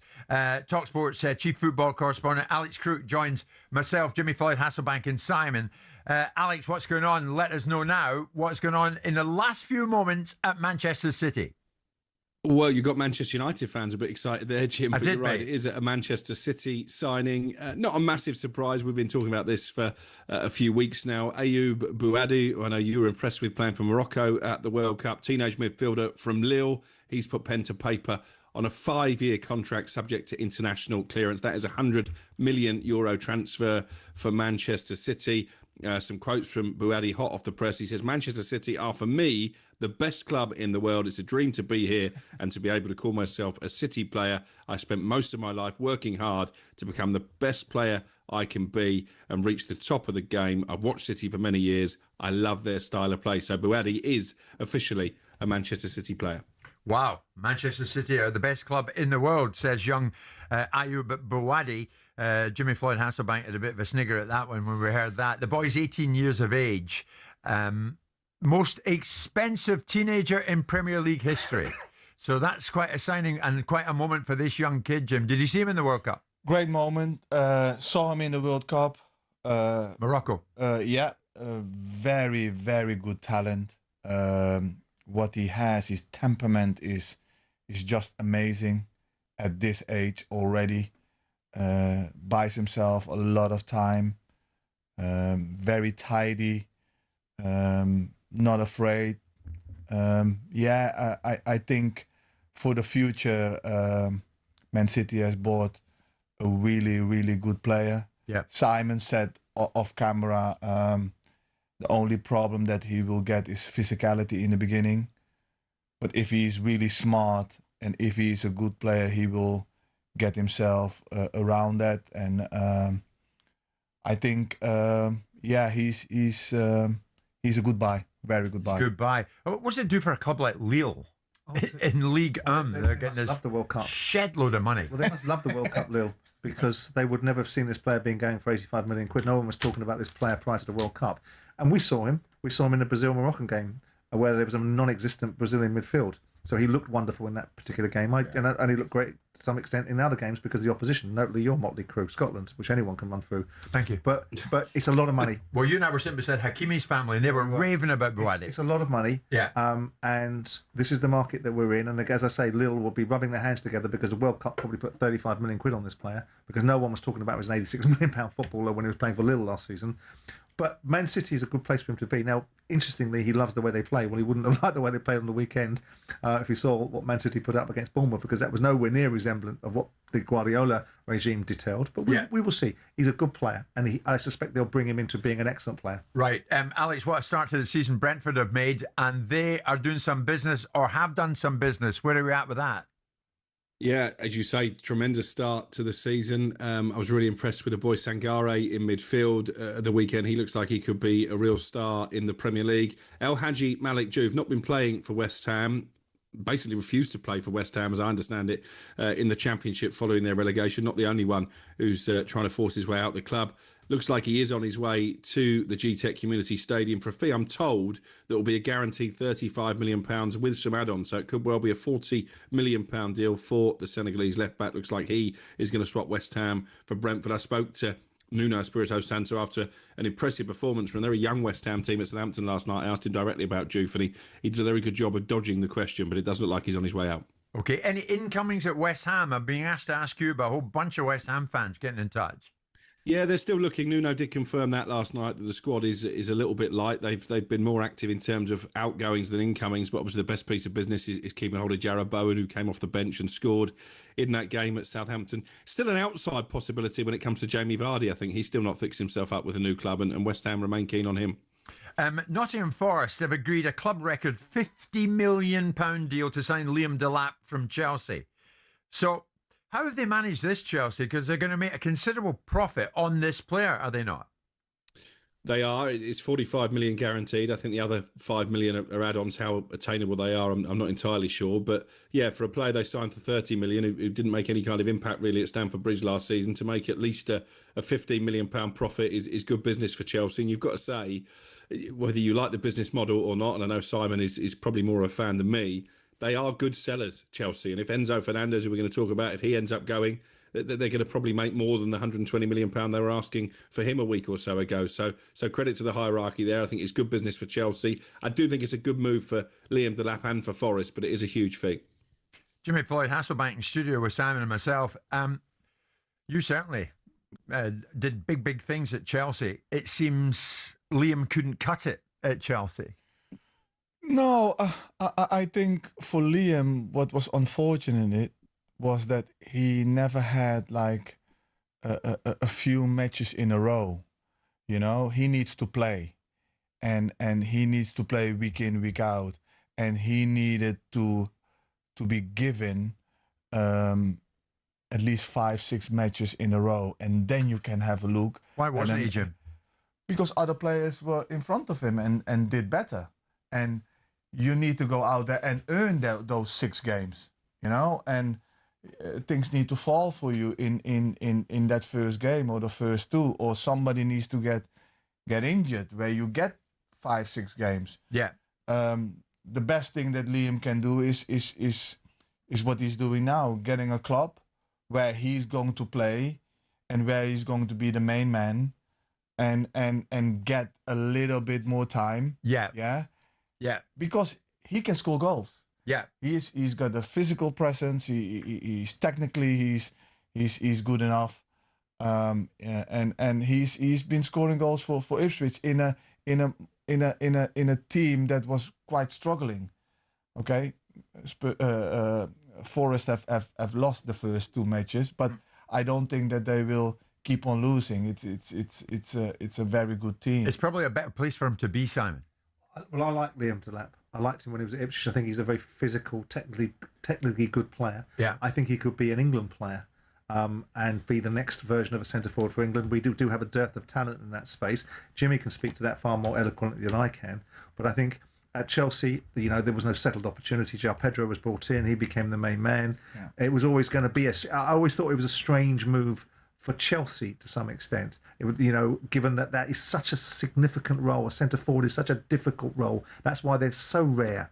That's why there's not many Jimmy Floyd Hasselbanks. That's why there's not many Robert Lewandowski. That's why there's not many Harry Kane. And that's why when they do move, they go for huge amounts of money and have huge impacts. Talking about huge amounts of money, Alex. Enzo Fernandez, is he closer to Manchester City? Is he going to be in with Ayub Buadi?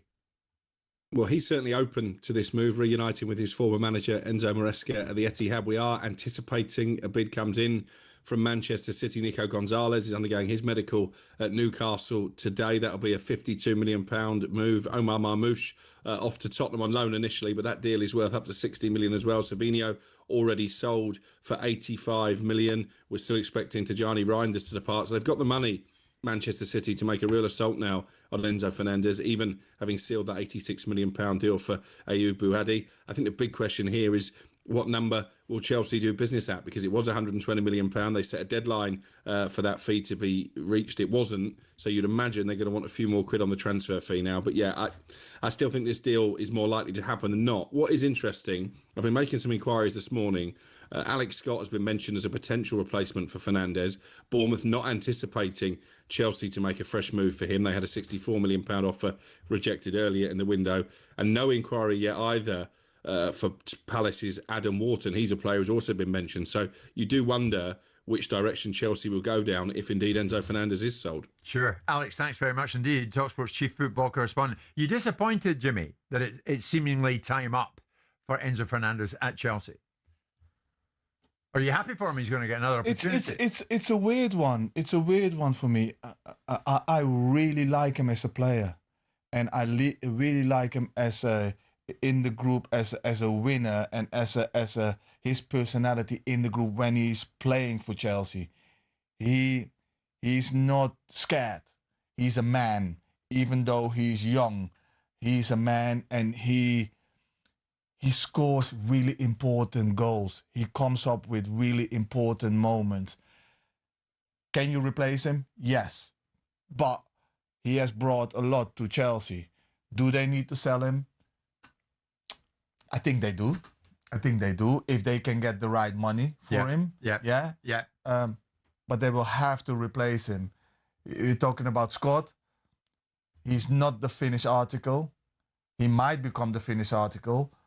Very good player, but I would rather have somebody who is ready, who comes from a Real Madrid or a Barcelona who also brings in some kind of stature, and then the players, they look straight away up and that is somebody properly coming through the door, because you're losing somebody properly. Of course. It's not going to bother them much, Simon, but I wonder what City will end up paying. Well, this deal was done some time ago. I think the player was agitated based upon what Maresca filled his head with, in the same way that Cucurella was. So Maresca is sowed the seeds when he was at Chelsea for Maresca's departure. No surprise that he's going to Man City to join up with his fellow co-conspirator. Okay, it's 11:30. Much more from Jim, from myself and Simon coming up.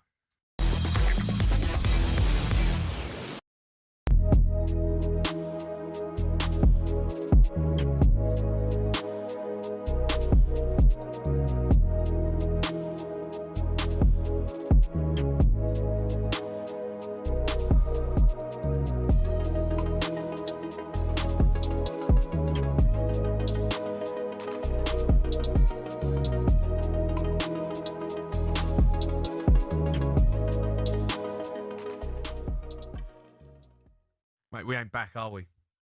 No. We ain't back. No, I'm you're a not. bit worried, mate. I'm a bit worried now. You're taking 10th? You consider... Okay, give me this. I'm giving you 10th now. Are you considering it? Maybe. Yeah, I might put... Mate, at 7:30 on Saturday, you might be taking both arms off. Oh, God. You know what I was worried about, right? We made all these signings. What part are you worried about? No, I mean, the front three is just so bad. I can't believe that front three. It was unbelievable. Mikey Moore, Tell and Richarlison. The team looked worse than last season. Like, when you actually looked at it, Spurs' team looked worse than last season. The only player you'd say in there was Tonali, where we paid 100 million for him, right? Toenail.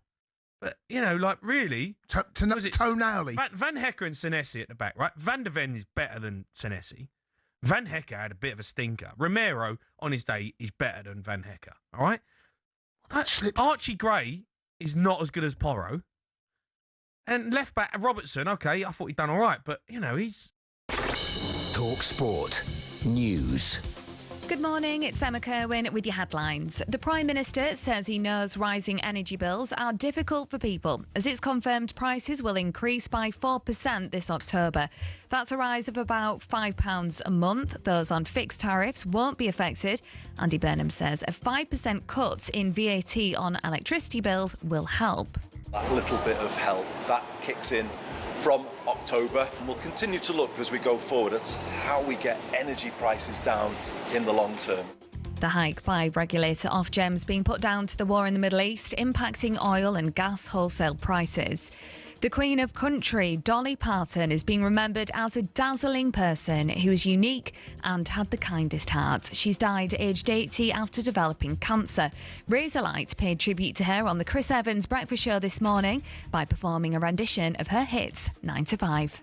Working 9 to 5, one way to make a living, barely getting by. It's all taking and no giving. You can listen back to their full performance on the Virgin Radio app. And there's a yellow weather alert in force for thunderstorms in parts of England. It's in place in central and eastern areas until 10 o'clock tonight. talkSPORT Sports Headlines with Bostik. For workable, easy-to-apply mortar that tools easily, pros trust Bostik. Man City have signed 18-year-old Morocco midfielder Ayoub Bouadi, and we're told Martin O'Neill's not to blame for Celtic's Champions League collapse. Ben has more at 12.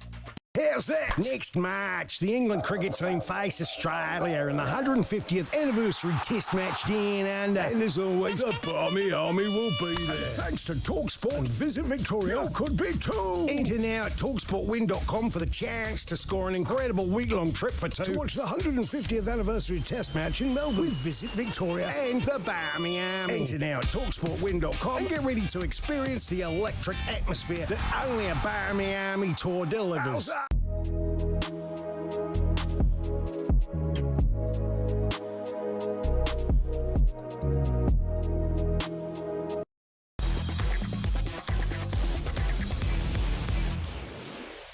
It's showtime on talkSPORT with BetMGM. We're ready for the action.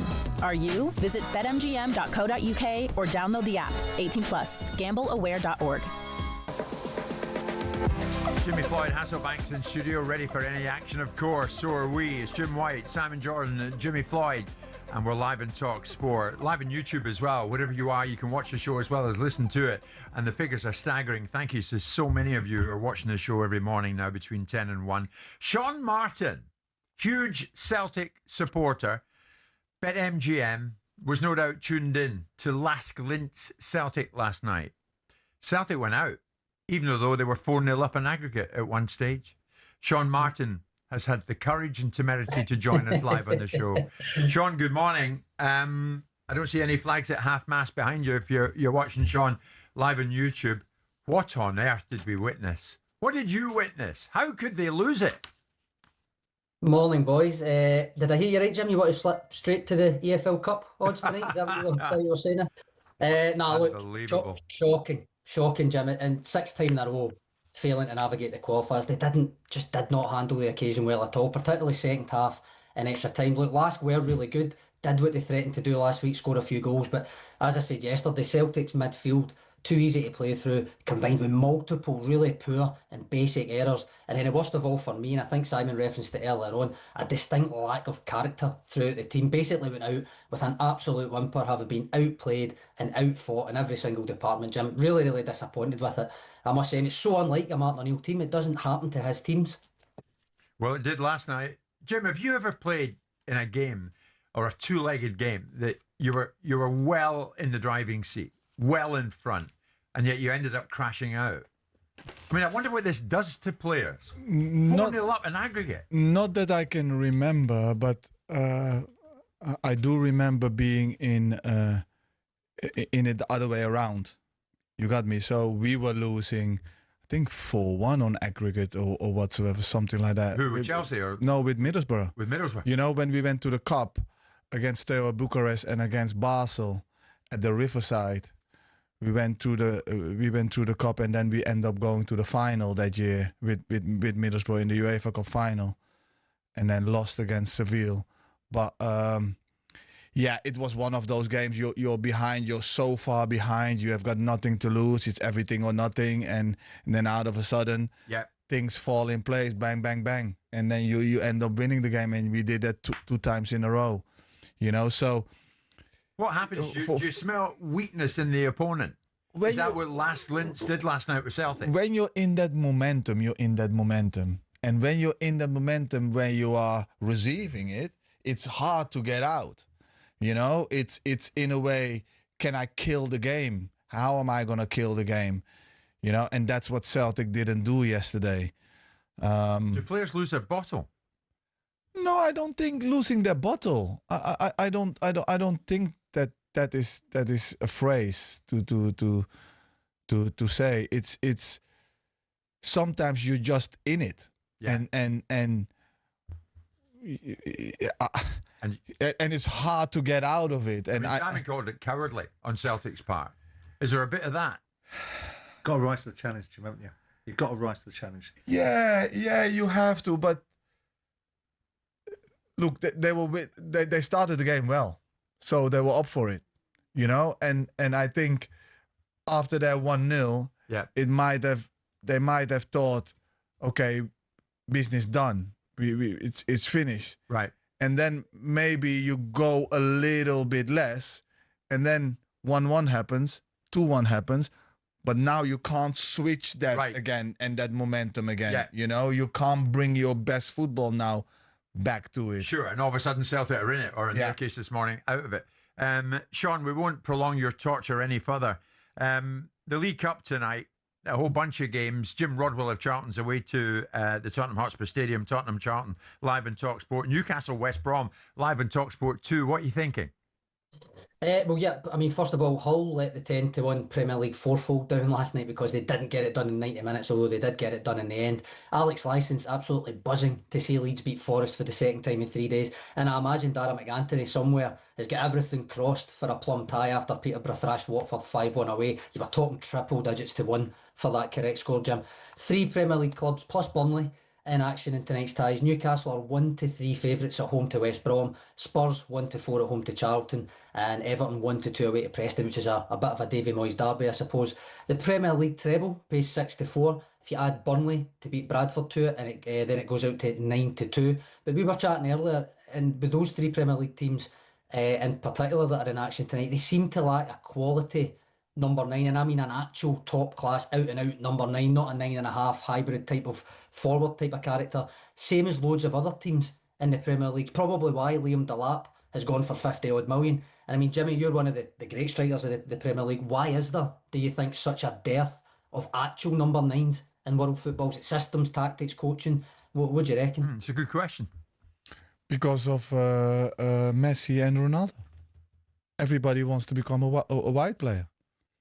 And that has been happening the last X amount of years. You know, Pepe started the trend not playing with a striker, with a false number 9. All the coaches have jumped on it and wanted the same. And now it's coming back a little bit more, where the Harry Kanes and the Haalands are going to be important, and youngsters. No, I've been playing in black and white, so no, but youngsters are going to look at them and be looking them as their heroes and wanting to be number 9s again. I'm very happy that Pedro took the number 9 at Chelsea and scored as well on Monday. So yeah, I'm a big believer though. A team needs to have a number 9. Sure. Let's turn our attention to boxing, Sean. It gets ever closer. Saturday night, Toma Hrgović at the O2. What are you thinking there? Yep, looking forward to this one on Saturday. A bit underwhelmed by the undercard though, I must say, but it is all about the main event. Moses Itoma could become second youngest heavyweight world champion after Mike Tyson. He's risen to every challenge so far, Itoma, and he's 10-1 on just to win the fight. Filip Hrgović currently about 4.5-1, and it is another step up, you'd have to say, Simon. I don't know about you, but I really kind of just want to see Itoma catch a cracker on the chin at some stage, just to answer whether he has a bit of AJ or Bruno in him, because until what happens in fight night, we just don't know, do we? Well, it's not particularly important to have a good chin, according to Moses, which is a slightly ridiculous statement. But he's a very noble character, Filip Hrgović. I had him on a show yesterday, and he's very stoic and very composed. You know, it must be quite undignified for him to some extent to be brought in with the underlying narrative being here's a superstar that's just about to ascend to his throne, and you're here to make him look good. It's a real fight. The only thing I think there's a risk of, I think Moses is going to light him up early, but I also think there's a possibility that the cuts that Hrgović has suffered in previous fights against Daniel Dubois will come back and haunt him, like they did for Vitaly Klitschko all those years ago when he fought Lennox Lewis and dominated that fight, but got cut to ribbons and ended up losing the fight. I think there might be a possibility that we might see a situation where cuts form a part of the circumstances, but it's going to be a test. And I think Hrgović is in the right frame of mind. I don't think he feels he's coming in to make the numbers up. So Moses wanted this fight. He's got it. And if he knocks him out, and no one has done, I mean, I think he's been down once in his career, Hrgović, against Zhilei Zhang. But he's an elite level fighter, world level, and it's going to be a really good fight. And lots of questions are going to be asked and answered. And like you, I want to see Moses take one and see what he does with it. I'm sure Moses will thank you for that. Well, he's the one that said it doesn't matter. Yeah. He's the one that said it doesn't matter. The chin doesn't matter. So he can thank me or not thank me. Yeah. Yeah, no, Hrgović, I know, like, Dubois stopped him, but it was like a medical kind of thing. It wasn't necessarily like getting put down and stopped. No, it was cuts, wasn't it? Yeah. It was a whole raft of things. But I mean, it's a really good fight, Sean, and we should all enjoy it because Moses is a superstar in the waiting, and it's wonderful to see British boxing dominating heavyweight divisions. You've got Daniel Dubois in one corner, you've got Moses Itoma in another, you've got Fabio Wardley to come back. Once upon a time, heavyweight boxing was the precinct of the Americans. And now it's no longer that, and we should celebrate that. But Moses has such a bright future. But it'll be a great fight, and we should really look forward to it. Yeah, in the time we've left, go on, Sean. I was just going to say, I know you generally don't like giving method of victory predictions, but you were correct on Teofimo Lopez at the weekend. So you do think he's going to light him up early, but when do you think he stops him? I think he'll knock him out inside 4 rounds. But then I listened to Filip Hrgović yesterday, and I see a man that's very resolute, and he doesn't get knocked about. But I just think Moses is special, and I think we're going to see that. Yeah. What about the Tour Championship to finish with, Sean? What are you thinking there? First, Atoma to win in the first 3 rounds, 11-4, rounds 46, 23-10, so just over 2-1. But yeah, Tour Championship starts tomorrow over at Eastlake in Atlanta. The field's made up of the top 30 golfers from the FedEx Cup standings. Tommy Fleetwood is the defending champion. He's 20-1 to be the first player to go back-to-back, albeit he comes into this after a poor week at the BMW last time out, tied 47th in a 50-player field. Scotty Scheffler, as you would expect, leads the field, ranked number 1 in the FedEx for the 5th year in a row. He's 3-1 favourite. Rory McIlroy's won this 3 times. He's 17-2 to make it 4. Wyndham Clark won the BMW last week. He's 15s at the moment. Only 4 players have ever won the BMW and then gone on to win the Tour Championship afterwards. And of course, Jim, before we go, have to mention Bob McIntyre. Needed a good week last week to get into this and smashed in a 5 under par final round, despite a shinty injury, I might add. To finish in a share of 7th. He's 40-1 to win it this weekend, guys. Where was he playing shinty? I'd imagine he was over home in Oban, but I don't know. Up home? Yeah, I would have thought so. Shinty, now there's a sport. I bet you neither of the... What is shinty? Do you know what shinty is, Jim? No. Do you care what to know? Not really. No. Neither of you two would like... They wouldn't like to meet a shinty player anytime soon, would they, Sean? No, I don't think so. No. When they came in and stuff they like that. wield huge sticks at each other. There's not a lot of discipline about it, but you've got to be tough to play it. Just leave it at that. Is it a Scottish thing? It is indeed. Oh, right. Thank you, Scottish, Irish, whatever. But Jimmy, I'll tell you more during this break. That was a look at all the odds. Thanks to BetMGM and Sean Martin. Visit betmgm.co.uk or download the app. 18 plus. BeGambleAware.org. It's showtime on talkSPORT with BetMGM. Keep things golden with responsible play at betmgm.co.uk. 18 plus. GambleAware.org.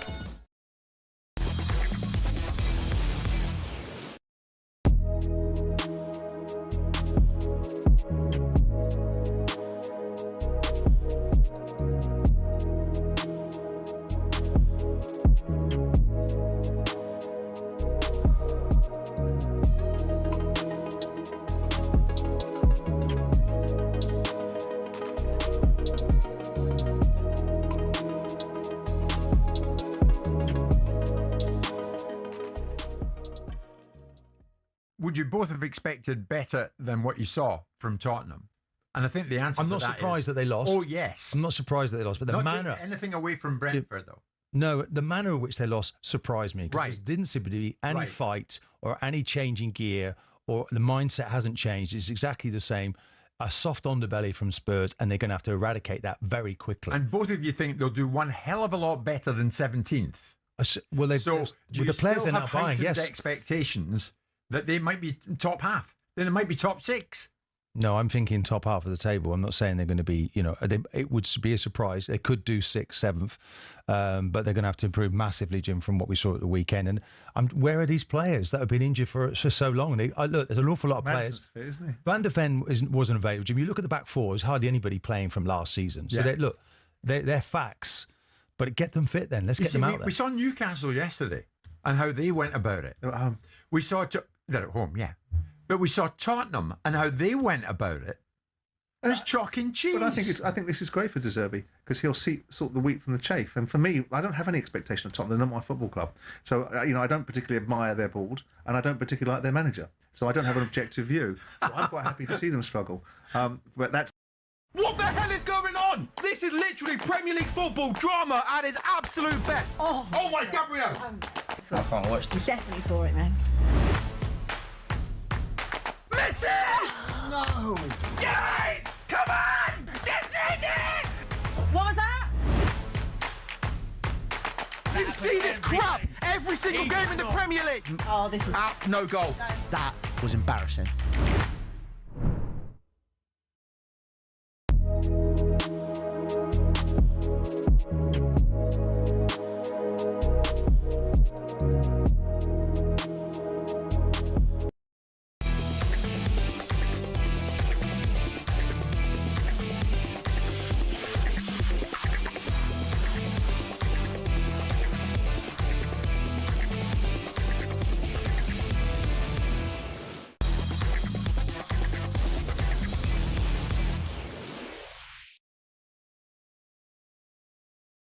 Victoria and the Barmy Army.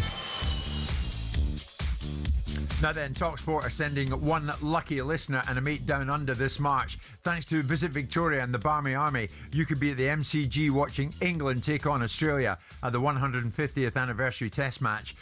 We are talking a 5-day match ticket, 7 nights hotel, an exclusive pre-match function with cricket legends, and a day trip to the Great Ocean Road with return flights and spending money included.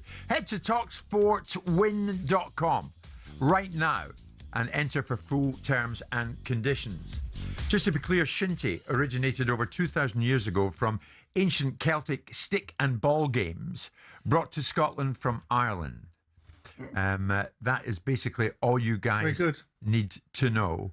You Scots haven't evolved that much, so you probably can relate to a thing that was developed 2,500 years ago. Thank you. Shinty shares a common root with Irish hurling, arriving in Scotland with early Gaelic language and culture. Jimmy, I'm going to show you a shinty stick during the next commercial break. Yeah. They wield these things at each other. I wasn't really interested, were you, Jim? Well, look at that. I'm now. There's a fellow working on a shinty stick. So it's like a huge, it's like a big hockey stick. It's like a big hockey stick. It's like a big pipe. It's like a big pipe. You can have that use it in the interpretation of it crook, so as we can well. hook Jim off. They play it up in the north of Scotland. They play it like Bob McIntyre probably played at Open, as Sean said, Newton Moore, King Eusay, all those beautiful places way up. What do you do? Hit one another in the north, and you hit each other. I wish I had That's one it. now in my hand, and I would look at you and Jimmy and think, nah, you're going to get it, not Jimmy. Now then, Jim, former Chelsea and Netherlands striker Jimmy Floyd Hasselbank with us here in studio. Simon and I kind of locked horns on this yesterday, and it went viral later on in the day. I think Chelsea should be considered title challengers this season, Jimmy. Do you? Not yet. Not yet. Why? Why not yet? Because what happened last year, you don't go from, where did that finish? 11th? 10th? Oh, 10th. Okay. What 10th. you do is prompter. No, 10th. Right. Okay, 10th. Yep. From 10th straight away to a title contender. Yeah, if you finish 10th, there must have been significant stuff wrong, right? And that is... Well, yeah, the manager left halfway through. It's not... Yeah, but there must be other things, yeah? So they're not capable of winning it this season? Of course they are capable. Oh, they're capable but of that's not what you're asking me, are you? I'm asking you, can they challenge for the title? Are they capable of challenging for the title?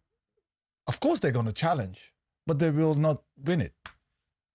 They won't win it? No, because I think that Arsenal is way stronger, is way further mentally, and also way more mature, so much further in their journey, so much more consistent.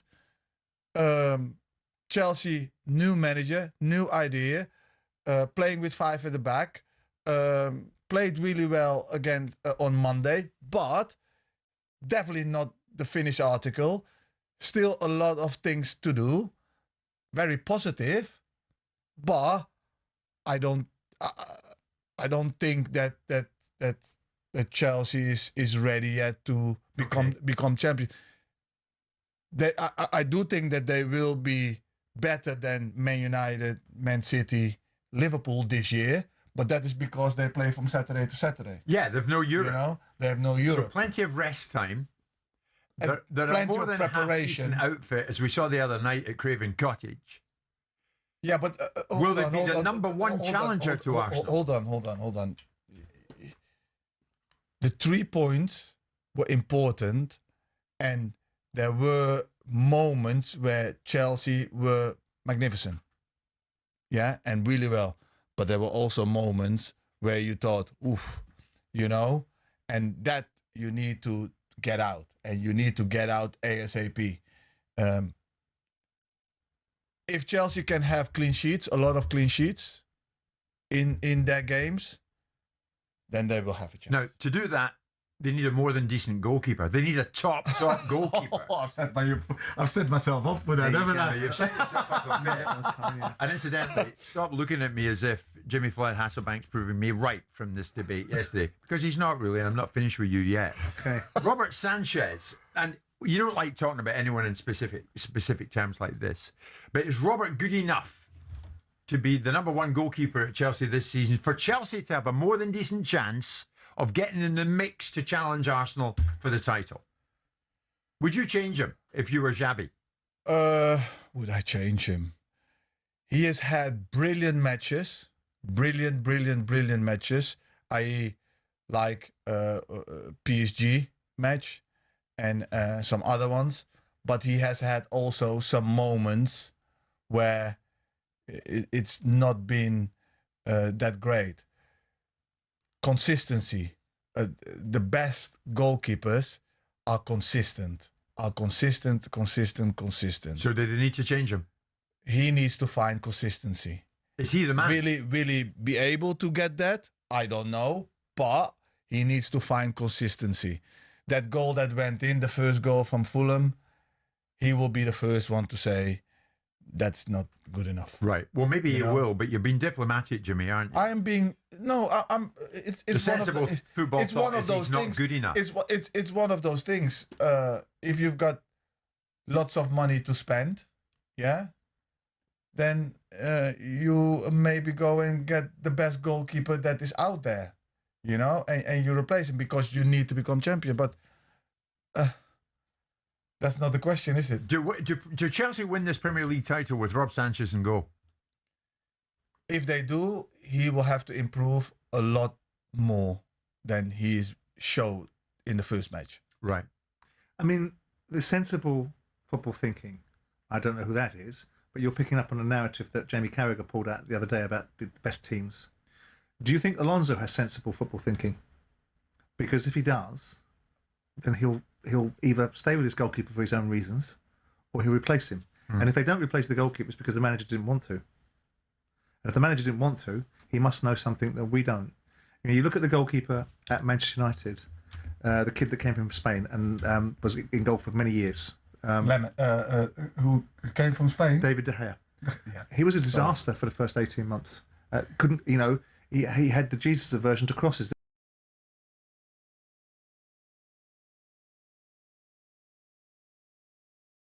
They weren't winning the things that they won previously. Right. So, this fixation on this goalkeeper, I know that the argument is well supported by Edison, not supported by Donnarumma, because Man City didn't win the Premier League last year with Donnarumma in goal. Well supported by Alisson at Liverpool, because those have been goalkeepers that have been in teams that have then gone on to win leagues. Yeah. The hysteria... it's recognised, Sam, as a key moment for Arsenal, where Ramsdale went, and then comes Raya. Yeah, maybe. But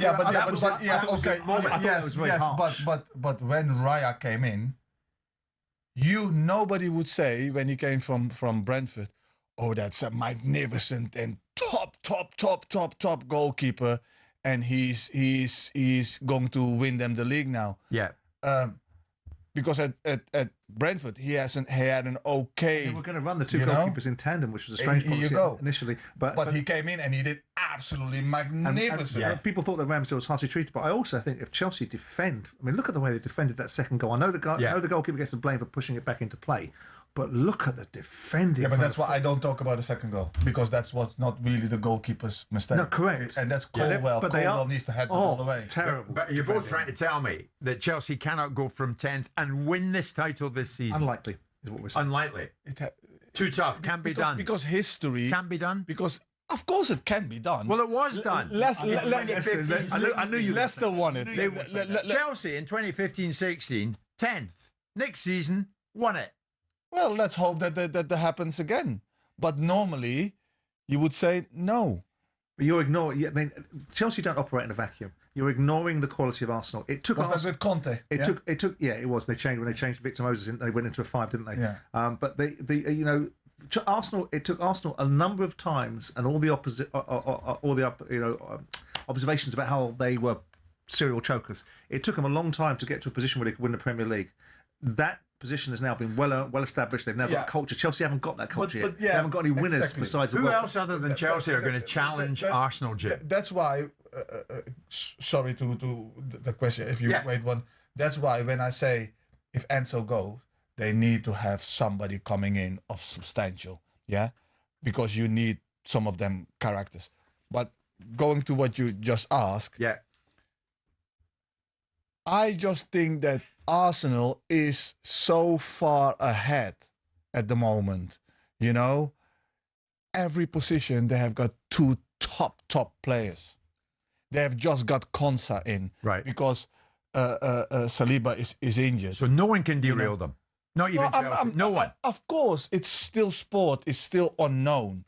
But if you look at it, you think, I just don't see them losing.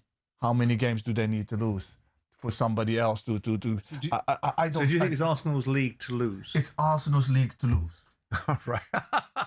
He's determined to get proven right in all his points this morning. It's to be fair, Arsenal Simon league said that on day one with Martin Keown, who pushed back on that. But it's Arsenal's. It's Arsenal's leagues to lose. They have Harvard who can score goals. If he stays fit, he will score goals. They've got Gorkers. Everybody can say, oh, he is not good. But if you play him a little bit different, if you work him, you know, you stay in the width of the box. You stay.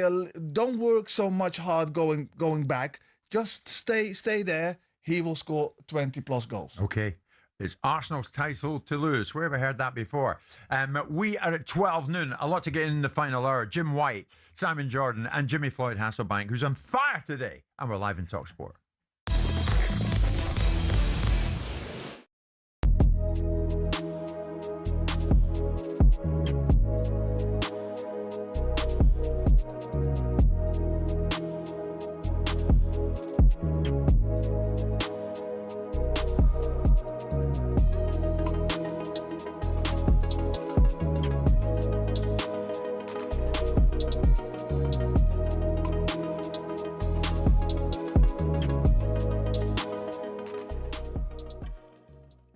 I've got to stop you there, right? Because I've heard this guff from you and Gabby today, all right?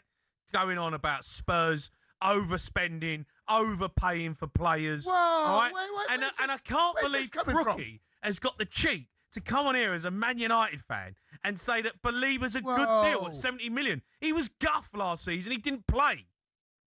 I think you'll find Belieber at 70 million is going to be better value for money than Savinho at 85. Oh, mate, you're talking absolute crap. I'll have a little bet for you.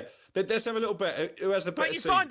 You signed Anthony for 75 million. You sold Pogba for £100 million. What's going on here? Why are you two falling out? No, but hold on, what's going on? Because I keep hearing Crookie go on like Man United are doing good deals. What's happening here? Why are you two rowing? Spurs are spending too much money on players. Like, we'll have a forfeit at the end of the season, Jamie. Jason can judge at the end of the season. Whoever makes more impact for their club, Belieber or Savinho, the loser has to do a show. You do it in a United shirt. I'll do it in a Crookie. Savinho could score 25 goals this season, and Cundy will still say Belieber's at it. Belieber's going to be the better player. Belieber's going to be the better player. It's a pointless bet. No, he will be. I'm just sick to death. On 1089 and 1053. 9 on your mobile. talkSPORT Sports Update with NordVPN, our fastest, most advanced VPN for digital privacy and security. I'm Ben Fletcher. Good afternoon. Accepting responsibility for Celtic's 5-goal collapse in Champions League qualifying in public, but in private, Martin O'Neill will be seething. That according to our very own Simon Jordan. What he will do as an old school manager is deflect from the players and make it about himself. There's nothing about what Martin O'Neill did on that pitch that could legislate or on the dugout or what tactics set up that can legislate for a capitulation of that order. Humiliation for the Hoops, throwing away a 4-0 aggregate lead to whimper out after extra time. Former Celtic midfielder Paul Lambert says you don't have to play out from the back every time. I think we're caught in an era where everybody must look good and feel good. And I mean, that's why that Nigerian goal does my head. And the centre-backs brought it. And I think it's Vickers. Go over the top. You don't need to play it short in that moment. Martin O'Neill's calling the Europa League scant consolation. Manchester City have made Ayoub Biadi the most expensive teenager in Premier League history. The 18-year-old customer reported £85 million with 6 days to go till the window shuts. Here in the UK, Omar Mamouche is having his Spurs medical today. Pep's rebuild continues to be dismantled with suggestions Nico Gonzalez is in Newcastle for a medical. Gunners fans, we expect Gabriel Martinelli's move to Al Hilal to be announced very soon. And we're hearing Bournemouth both are confident of keeping Alex Scott. There's plenty more on the live transfer blog at talksport.com. Finally, at a difficult time for English Test cricket, we're told the appointment of head coach Stephen Fleming convinced Joe Root to take the captain's armband for a second time. That according to the England skipper's dad, Matt Root. The other thing that I think motivates him is that he's got a very talented but very young side. I think he feels that he can have some sort of an impression on that team that he's got at the moment, and I think he's quite excited by what they can achieve together. The second test starts tomorrow. Check out talkSPORT's Following On podcast. talkSPORT News. Average energy bills are going up 60 quid a year from October. They could rise again in the new year, and a man has been charged in connection with the attempted murder of 2 police officers in South Lanarkshire. Amelia has more at past.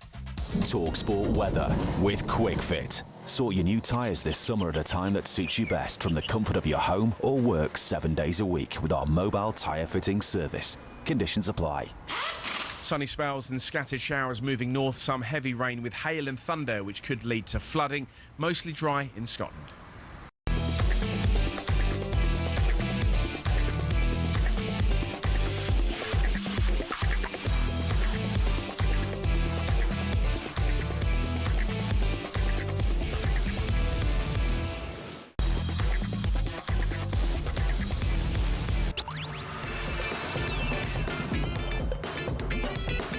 Out there. Good afternoon, everybody. Of course, we're getting closer to transfer deadline day next week, and Manchester City have acquired Aouar Bouadi, 18-year-old Moroccan. Huge fee for him, 80 million plus, that and a whole lot more. Bouadi is in at Manchester City. Alex Cook will be with us from this point all the way through to the window itself, on the day of the transfer deadline itself.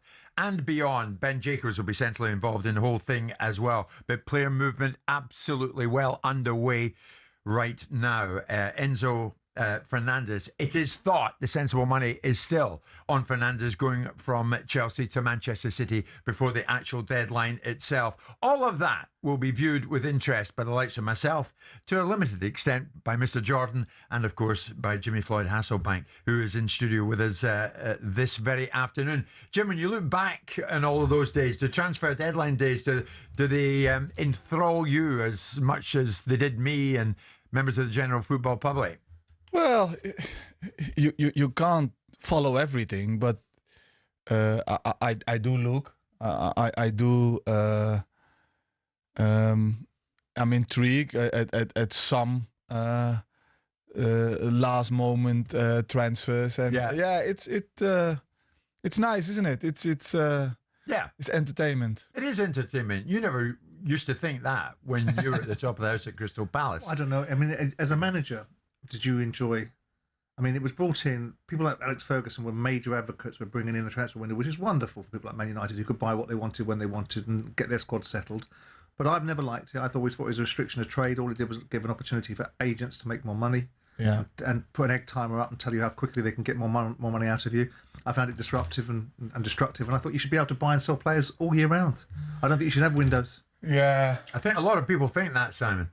You know, you should be able to buy and sell whenever. You should trade whenever you feel. I don't think so, because that is, I think, a big advantage for the bigger clubs.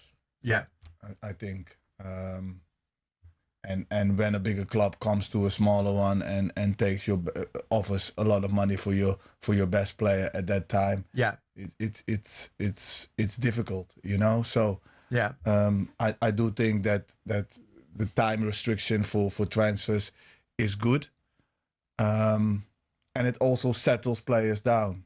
But it can get a bit ugly, Jimmy. We know that there are winners and losers come transfer deadline day, and during the days leading up to it. Aston Villa, of course, know that only too well. They had a bit of a nightmare start to their season at the weekend, going down 4-0 at Brighton inside 31 minutes. Ollie Watkins was left out of Villa's squad amid continued interest from Al Hilal. Al Hilal of Saudi Arabia, of course, prepared to offer Watkins more than £400,000 per week. It is estimated, and that is one whopping wage packet any time of the day or night. The proposed package would be worth at least £12 million net per year to Ollie Watkins. And of course, it all got a bit ugly at the weekend with Unai Emery refusing to answer questions as to where Watkins actually was. Had he made himself unavailable? And it now transpires, Jim, and we know this, Simon, from what we've heard in recent hours, that Watkins has returned to Villa and has apologised to his teammates. That's not what you want to hear, Jimmy, is it? It's not. It's far from an ideal situation. Now, Simon and I are both fans of Ollie Watkins. I've met the lad on a number of occasions. We like him a lot. You've worked with him. But does it disappoint you that he's the subject matter of a story like this? In a way, yes. It happens. I've gone through it myself. I've never said that I didn't want to play, but I have put in a transfer request. At Leeds? But at Leeds, yeah. But I showed up for training every day. I showed up for the games to play. I never refused. But I think it's a combination of the boy and his representatives, you know. And I do think if he is represented in the right way, he doesn't say what he said, and he doesn't do what he did. You think by going to Saudi, it's selling out in a football? Well, first of all, I think he's a boy. He's a 30-year-old man, so he's well aware of the ramifications of it. Yeah. I think, and if you want, no player should ever have the ability, and you'll never hear from the union. If it was done to a player, if a club stood a player down and said, "I'm not going to pay you," the union would be up chirping away. But when a player stands down, nothing from the PFA, which I think gives you an indication of their credibility in the overall picture. I think if you want to stop this, where players think they can do this, I think that players should be sanctioned. If you refuse to play for your club, when you're transferred, you can't play for the club that buy you for a period of time. That'll stop it. That'll stop it. I mean, Jimmy, you mentioned your situation at Leeds United, and I know you it's a matter of fact, so we should get into it. Jimmy signed from Boavista for Leeds for £2 million in 1997, and you were fantastic. You couldn't miss. Leeds fans loved you. In 99, with 2 years remaining on your contract, Leeds offered you what they said was the biggest deal in the club's history. You rejected it. Stop me if I'm wrong in any of this. You rejected it. Atletico Madrid then made the move for you. Now, Leeds initially rejected it, but you eventually submitted a written transfer request, which you've just said. There were then reports that you threatened to go on strike. So I can't interrupt you. If Leeds threatened so I can't interrupt you. So I can't interrupt you. Give me. So I had 2 years. I'm trying to explain the picture. So I had 2 years left. They offered me a contract. I counter offer. They said, "No, Jimmy, that's way too much." I said, "No, that's not enough." What they offered me. I said, "Okay, you don't want to come to my figure. I don't want to go to your figure. I'm not going to sign, but you know what? I just play on. I just earn what I'm earning now, and I play on." They said, "Oh no, that's not." Did you threaten to go on strike? No, never been on strike. No point. Always trained. It was preseason at the time. Played the preseason matches. Turned up. Good boy. I would never ever say I won't play. What did the Leeds hierarchy think of it? Indications that your heart wasn't in it anymore. No. My heart was there. I wanted to stay at Chelsea. I wanted to stay at Leeds. 100%, 100 million %. I wanted to stay at Leeds. The twist was David O'Leary, who took over from George Graham, who bought me, didn't want. I was not. We were always like. I was always chirping back to him when he was the assistant manager. Yeah, so I was not really the striker for him, the person for him. All right. So that's really what was behind it. So they offered me a deal. I said no. I said, "Don't worry, we are not agreeing to it." I just run my contract out. But did you know at the time? And that's what they didn't like. But curiously, at the time, because are you talking about hindsight now with your relationship with Leary, or did you know it at the time? Because if you knew at the time that you had this relationship with Leary, why would you want to stay at Leeds? No, I didn't know that at the time. Right. And He worked it out afterwards. Yeah. So when he You know, became manager, you must have thought, "Oh God, it's time No, up he for me." didn't know it at the time. But listen to this, though, Jimmy, because it's back in 1999. It's a considerable period of time ago. The Leeds chairman, Peter Ridsdale, who we know very well on this show, and the aforementioned David O'Leary, presented the situation regards Jimmy on the local news.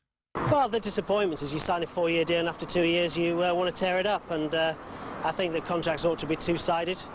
We were paying his wages. If we hadn't have been, he'd have been screaming from the rooftops. But at the end of the day, you know, he's decided he wants to go. It's very disappointing, but we've got some fantastic players here at Elland Road, and the Hasselbank situation was overshadowing what I think are the good things, and that's the young lads we've got, the experienced lads and the new signings. Reading the text last night, that was nothing about money from his agent. Well, Jesus, lads, honestly, if that wasn't about money, I don't know, then maybe I'm getting it wrong when he said me there. A lot of you have written good articles about it, and all I'd like to say is that I've seen quotes of 45,000. I think you're being modest to Jimmy on that one, honestly. I wouldn't like to say, but I think you'd be disappointed if you're only saying that, honestly. He's the best actor ever. Hey, honestly. But, yeah. Some fans believed it. Leeds fans, some of them were displaying banners. Judas, greedy, selfish. That was you they were talking about. Of course, at the time, they're going to believe that. Of course, at the time, it was well played by Ridsdale and David O'Leary, because they made me look bad. Yeah, and I asked for the transfer request. But normally, when you ask for your transfer request, you waive stuff. I did. They paid me up. They paid everything. They wanted me out. Yeah, they wanted me out because I was not David O'Leary's player. That's what it was. I said at the time, okay, I'll stay, but I'm not signing. I will keep on earning what I'm earning. I'm more than happy to do that, and I will just run my contract out. They didn't want that, so. Was that period reputationally damaging for you, Jim? Not really, because I was mentally strong enough for the Leeds fans to boo me, even though it was really hard, and me to play. You know, eventually, if I score goals, they're not gonna boo me. You know, so I back myself, as simple as that. Then when it came to no, Jimmy, you have to go. Chelsea came in and they didn't want to sell me to an English club because I understand that. Yeah. I understand that. And to be fair, so at that time, you made the club a lot of money. I mean, Atletico Madrid came in, Simon, with 12 million. Mm. So, I mean, Ridsdale got, to quote you, a big bag of money for this fella. No, but hold on. Let's not forget a few things. I am asking a lot of money.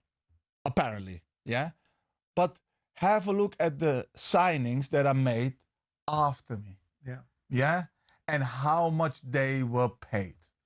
Yeah, so the players coming in salary for so much more than what I was asking. Smacks of greed, though, doesn't it? Yeah. So this was never about money. It was never about money. It was never about money. I wouldn't touch him with a shinty stick. Jimmy, I forgot about the shinty stick. Just before we leave this, do you go with Simon that maybe a move to Saudi Arabia? Sure, it'll make Ollie Watkins a shed load of money, but at this time in his career, maybe the better option for him is to stay here. I think it's a combination for Ollie, because even though he is he can have a transfer, but the last year and a half, 2 years, he's not really been treated that well by the manager. I have the feeling that that he feels that the manager doesn't really fancies him, because at time he's been on the bench, right? Blah blah blah, you know. Yeah. And then also with Tuchel, he is not really played that much, and when he played, he's played on the right. So he might be thinking, you know what? It is time for me to just fill my. Has he told you that when he was at England? No. I'm just looking from outside in. The mad world of transfers. All right. coming up to 20 past 12. It's Jim White, Simon Jordan, and Judas. I beg your pardon, Jimmy Floyd Hasselbank. And we're live in talkSPORT. I expect better from you, Jim. Much better.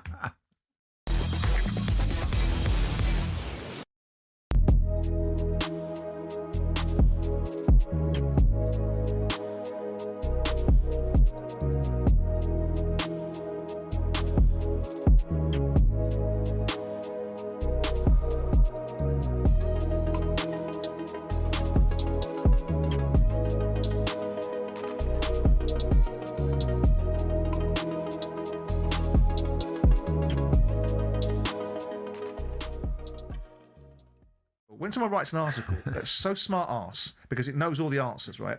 And it writes an article about judgment.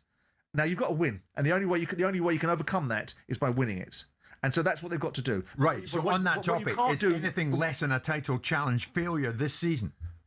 Well, it depends what title. A serious title challenge. To be there or there. No, but they're not good enough. Come May. But then, are they going to beat Arsenal? Are Arsenal ahead of them? They're still not good enough. No, they're not a good enough side. They can't possibly be. It's taken 7 years for Mikel Arteta and hundreds of millions of pounds spent slightly differently and wisely because he's got a mature setup with different people in the confines of Arsenal that have got a better way of operating than some of the Chelsea people have achieved so far. It's taken them 7 years. How can we decide? How can you turn on? Be in the title race come April, May. Well, they may well be in what is considered to be a title race, which is a group of sides competing to be really in the top four that might be keeping the league honest by making it look like it's not a runaway train for one particular team. They might be in that race. Do you think the rest of Manchester City will be in the title race? I hope not. I hope he gets fired. But that's a different discussion. But the bottom line is that they might be, because they're the best team in the league, which is why it's all silly about, oh, don't say that, it's not theirs to win, right? Is Arsenal. Do you think Iraola and Liverpool will be in the title race? No, I think Arsenal are going to win the league, and I think they're going to win it at a stroll. So who's it between? Arsenal. Should Liverpool and City be expected to be in the title race? I hope. What the hell is going on? This is literally Premier League football drama at its absolute best. Oh my Gabriel! I can't watch this. He's definitely scoring this. Messi! No! Guys! Come on! Get in it! What was that? You see this crap every single game in the Premier League. Oh, this is out. No goal. That was embarrassing.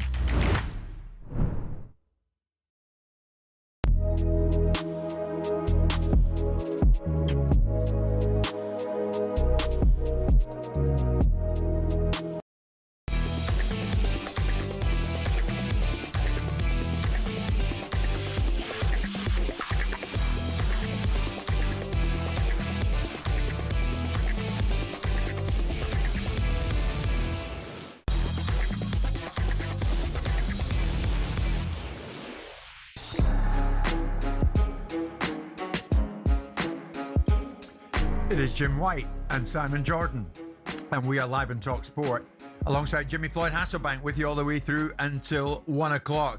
Jimmy, of course, you played for Leeds, you played for Atletico Madrid. What a career you had in Chelsea, mate. You couldn't miss. I mean, the number of Chelsea fans get in touch with the show this lunchtime just because Jim is on with us. It's mind-boggling. You've got so many fans out there, mate, who thoroughly approved of the way you played the game and the goals that you scored. And of course, at international level, you're a proud Dutch player playing for the Netherlands. Interestingly, on that, Xavi, once of Barcelona, of course, was officially unveiled as the new Netherlands manager, becoming the first foreign boss of the nation in 48 years. And Xavi making the right noises, as you might imagine. I remember when I was a kid watching the Netherlands, you could watch great football, and this is my target, to play good football in order to be proud. We're here to compete. We want to enjoy it and win, but I insist we are here to win. Now, it was a disappointing World Cup over in the USA for the Dutch because they went out a lot sooner than they might have hoped. But then it came up in conversation at Xavi's media conference that he wasn't maybe number one choice. In fact, he wasn't even number two choice for the job. Nigel de Jong, who you will know, Jim, and of course you remember as a top player, he's these days the Netherlands technical director. Nigel de Jong says, our first candidate to replace Ronald Koeman was Pep Guardiola, but he wanted to take a year off. Our second candidate was Arne Slot. but he preferred to stay active in club football. And then we moved on to the third candidate, the man next to me, Xavi Hernandez. And Xavi, the floor is yours. I mean, honestly, quite remarkable. Let's tune into it. Nigel de Jong explicitly said that you are the third choice. How does it feel to be the third choice? No, for me it's an honor to be here. It's a big honor. Yeah. I just can say that. This is Netherlands. I remember when I was a kid watching Netherlands, and you could watch a good football. And this is my way here. This is my target, to play good football in order to be proud. So, yeah, I don't care about if I'm the third or I'm the 10th one. It's an honor to be here working for the Federation of Netherlands. Yeah, that's it. Now, Xavi, Jim, coped with that in a extremely dignified manner, I would say. You just hit your hands there. I mean, how on earth? What was Nigel de Jong thinking about? Yeah, he's Dutch, isn't it? We are Dutch, and we are telling the truth. We say how it is, and that's what we did, and that's how it is, and Honestly, we move on. Honestly, what did you think of that? I thought it was unnecessary. I don't know why he would do it. Maybe he anticipated the question and wanted to get in advance of it so he could control the narrative before the journalists started to say to him, but you weren't even first pick. But the manner in which he did it, I thought was clumsy. I mean, we talk about Dutch arrogance. I've spent time with Ruud Gullit, who I think is brilliant, but there's a resounding character there. De Jong is a character. I've seen him speak at certain times. But the manager dealt with it. He dealt with it appropriately and properly. But I think it was slightly unnecessary, don't you? You're lost for words, it's not it's not something that I would have said like that. I wouldn't. But I don't think that it is arrogance. I think it's just how the Dutch, they want a answer, and they want you to tell them, and they want them. This in Holland is nobody will really. No one's batting an eyelid. No one's bothered. What about Xavi then as your manager? You having that? I was quite surprised, but then I understand because there are not a lot of Dutch managers around managing at the highest level, or have just managed at the highest level. It maybe only Slot. I can understand that Slot still wants to stay with club managing. They were talking about Van Gaal coming back, and the whole country was against that.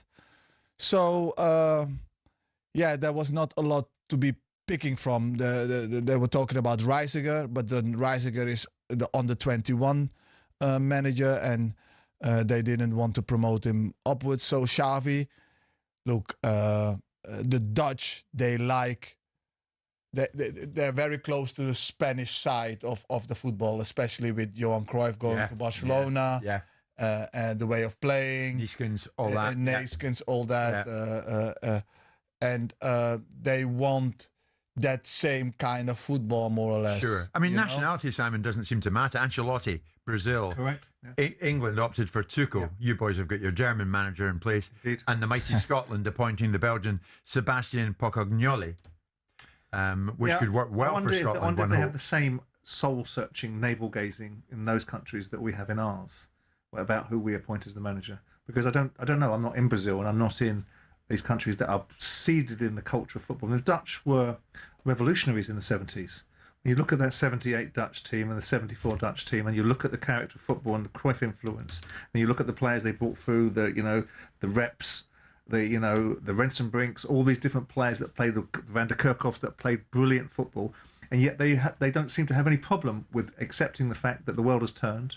Football is global now. There's a global marketplace to access, and managers are managers. And yet we have a hysteria to some extent in this country about the fact it must be a national manager from the country, and yet two leading countries that are really responsible for major evolutions in football, the Brazilians and the Dutch, have foreign managers. And the Scots. Well, we don't care about the Scots. Jimmy, thank you for that. We are coming up to 12:30. Jimmy, don't encourage him. And we're live in talkSPORT with Selcoats, where the trade goes.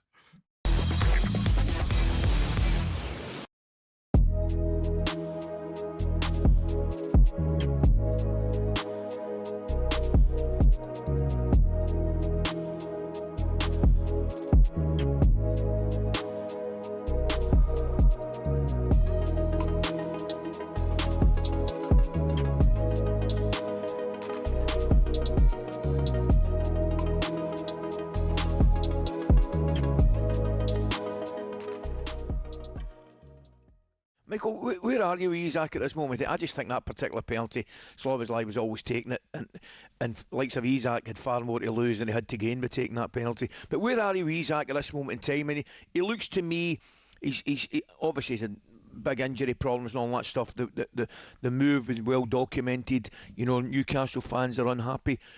What's it going to take for him to get playing with a regular confidence and show the ability that we know he has? Well, I'm not sure about you, Ali, but I had plenty of injuries in my career, so I know how hard it is to get back, and you do need a bit of time. And everybody's given him time and understood that, but then he's sort of finished the season, then he's gone to the World Cup, and now he's had a pre-season, and you just think, okay, now we're starting to run out of excuses. We need to start seeing the real Isak, and we know how good he is. I mean, wow, we saw him for Newcastle. I mean, he's absolute class. But we haven't seen it for Liverpool just yet, and I think, you know, questions will come now. As I say, always give him the benefit of the doubt in the past with Liverpool, but at the start of this season now we're expecting, and Liverpool absolutely need him. They've lost Salah, Ekitike's out, there's not that many options in attacking areas. They absolutely need him to be on top form. Yesterday he was far from it. I thought he was a yard off, and that's worrying. But so was Wirtz. I thought he was really quiet as well. So, you know, it wasn't the greatest performance for Liverpool. They actually did well to scrounge a point in the end. But obviously he's the big money signing. He's headline maker, and I can't say he played well, because he really didn't. talkSPORT News. A very good afternoon. You're listening to talkSPORT. Here with the news headlines, I'm Amelia Beltra. Household energy bills are to hit a 3-year high as the Prime Minister promises to look at how to get them down long term. The regulator Ofgem's announced a 4% increase in the price cap. It means average annual energy bills are going up by 60 quid from October. It's why within days of taking office I announced that we would remove VAT off electricity bills to give people that little bit of help. That kicks in from October. The rise is down to the war in the Middle East impacting oil and gas wholesale prices. Next, police have launched a murder investigation after 2 people died in a house fire near Middlesbrough. It happened early this morning, about 2 miles from the crash that killed 7 people, including 2 police officers on the weekend. 4 other people were injured. And the world feels less sparkly all of a sudden. How some are reacting to the news that Dolly Parton's died at the age of 80 after a battle with cancer. As well as her legendary country music career spanning 6 decades, her charitable work was also well documented. In 2019, she reflected on her achievements. I won't mind being known as the book lady, but I want to be known for my music as well, and to have left something great in the world that wasn't there before I came along. Andy Burnham's among the politicians, musicians and actors who have been paying tribute. talkSPORT sports headlines with Bostik. For professional grade sealants with easy application and a perfect finish, pros trust Bostik. Buwadi to City, done deal as Spurs edge closer to Marmoush's signature.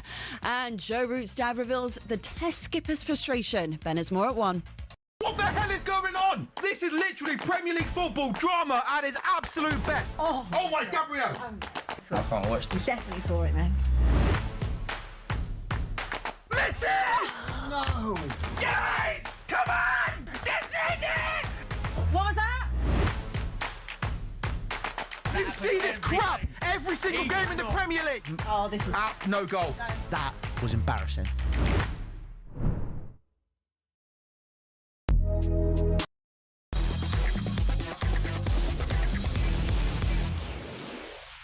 Big fight build-up on talkSPORT with DAZN. This Saturday, witness history as Moses bids to become Britain's youngest ever heavyweight world champion. Exclusively on DAZN's Saturday Fight Night. Well, that's right. This Saturday, witness history as Moses Itoma bids to become Britain's youngest ever heavyweight world champion. We're going to look ahead to the big fight now with DAZN, and I'm delighted to say, not only with DAZN, Simon, myself, and Jimmy Floyd Hasselbank, top boxing trainer Dave Caldwell is with us live in the show this afternoon. Dave, good afternoon to you. Good afternoon, fellas. How you doing? Good, thanks, mate. It's always good to speak to you. What about this one? You excited about it?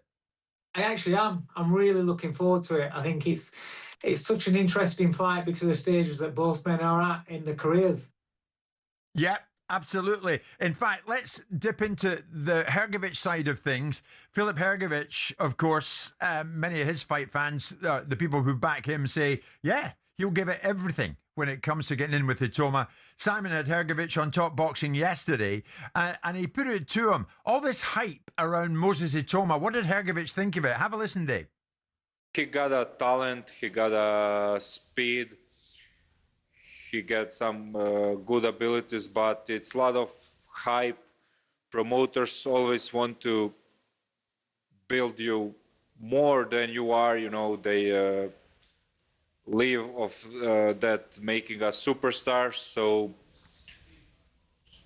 I think it's a lot of hype, and I think if he's coming from different country, it wouldn't be like that. And yeah, a lot of hype, of course. A lot of hype. I mean, Dave, 14-0, 12 KOs. That's Moses. It's more than a bit of hype, isn't it? Yeah, I mean, listen, I think what Philip's doing there is what we always see when we have a fight like this, where you have an experienced fighter that's kind of been around the block a while, seen it, bought a t-shirt, and then he has a young whippersnapper that he's coming up against. They always want to, you know, a lot of times they say, oh, he's just a kid. But instead of saying he's a kid, he's kind of like gone down the, you know, he's just the young prospect that's getting the promoter's treatment. And they all do. Philip will have done when he was at the beginning of career. I mean, I remember watching Philip as he came through, and I always feel as though we're still waiting for him to have that breakout. We're still waiting for him to prove this potential that we've always spoke about with Hrgovic. So he's had the same sort of thing where he's been developed and brought through with hype. Yeah, it's gone a little bit flat because he's got a little bit older, but now it's Moses' turn. But the only difference is I think Moses in his 14 fights, and at, what is he, 20 years old, I don't think you can ask much more of him, because it's not just a case of he's getting the hype and he's getting the fight put in front of him. It's actually how well he's looking when he's performing. Yeah.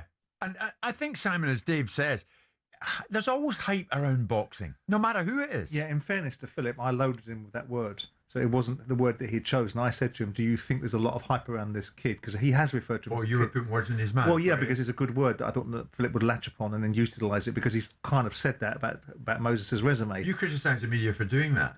Yeah, but I wanted a response from him that I could do something useful with. Oh, I see. Yeah.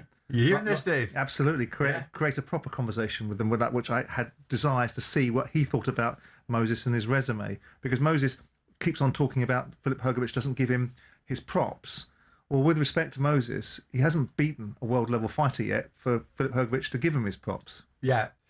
Dave, on that, if Hrgovic is to win this, how does he do it? Can you fathom out in your mind's eye how he will come out on top on Saturday? Well, listen, he's got to use the experience to turn it into a bit of a dogfight. We know that Hrgovic is a tough man. My issue with him is that he's very easy to hit. He's very straight up. He leans back, and he's almost a little bit ponderous a lot of times in his attacks. He's got snappy hands, but his trunk and his body's always there to be hit on return. And we've seen that Moses is a very, very sharp counterpuncher when he wants to be. You know, a little off, step back and firing straight off it. He closes the range down really well. Now, Hrgovic, I think, is about 6'6", something like that. But I think Moses is about 6'5". So there's not really a lot in terms of height. And when you go with Moses' speed, that makes it a very tricky night for Hrgovic. Another problem that I feel for Hrgovic in what he wants to do is that his skin just tears right up, and the sharp punching of Moses again is going to cause him issues. Now, he's a man that he's got a good jab, Hrgovic. He's got a good jab. And against Southpaw, it can be a bit tricky in order to land that, but he has to not give up on that. A lot of orthodox tend to give up on the jab and just look for that right hand. And we know he's got a good right hand, but Moses is clever and sharp, so he's got to be careful that he doesn't overreach, doesn't fall short on his own punches. But that's what I was going to ask you, Dave, about how does Hrgovic win the fight? Because, you know, the fact he's got a good jab, and if you let Hrgovic get into a rhythm and pinging out that jab, he'll cause challenges, but he's fighting against a southpaw, and that presents a problem for him. And, I mean, the conventional wisdom suggests that Moses could light him up early and get it done early. But the way that Hrgovic wins this fight is drag him down into deeper waters where he hasn't been before and take him to places that he hasn't had, i.e. a whack on the chin and also longer into the fight. Is that how you see him winning? But then he exposes himself to getting hit more and the cuts start to come into play. But is that how you see Hrgovic winning this fight, by doing what I've just said? Yeah, similarly. I mean, the problem that I have, Simon, is I don't want to... I'm not jumping on the hype train of Moses, and I'm not saying this is not a great fight. I think it's a great fight because both fighters are... Obviously, Moses' 14 fights in, so expect it. But the opponents that Moses fought are good names on paper, but they're not of the caliber of what they once was. Absolutely right. Which is perfectly normal for prospects. Now with Hrgovic, he's 34 years old, but yet if you look through his record, probably his best win is Zhilei Zhang. Yeah. But if you remember the fight, there was a lot of, well, did he really win it? Exactly. Which I said to him yesterday. So he's not really achieved what we expect him to achieve. And again, if you look at him, a lot of times in his career, now when we're talking time about dragging Moses deep, Hrgovic has looked tired a few times. And disheartened, yeah. Do you know what I mean? When things, he starts getting ragged and he starts getting hit more, and then he relies more on his toughness. Now, if Moses cracks as hard and as sharp as we've seen so far, then even if he does start dragging him, into the mid rounds, then the punishment that he's going to be taking on those shots when he gets more ragged is actually going to be even worse for him. I think that we say that Hrgovic has got a really good jab, a really good right hand. I think he's got to crack him quite early and get Moses as respect, because if he doesn't have the respect, this is going to be a really bad night for him, because the problem with Moses, as well as being a southpaw, is his lead hand non-punching activity is fantastic, and that can take away Hrgovic's jab. Any doubt in, exactly that, and that's what I was discussing with Duke yesterday and Paul Smith. Any doubt in your mind about whether Moses can carry a shot? We haven't seen it, so we always say this, and some fighters get offended by it when we say, well, we haven't seen you take a crack on a chin yet. But that's only because we haven't seen it. But what I'm told by some very good people around the game that have watched him since he was like 15 years old or something, like sparring with AJ and people like that, this kid can take a shot. Now, if he can take a shot with 10-ounce gloves on in a real fight under the lights, we're likely to find out on Saturday night, to be honest, because I wouldn't imagine that at some point, Hrgovic is going to crack him. But I don't think, from what I've seen and what I've heard, there's nothing to doubt.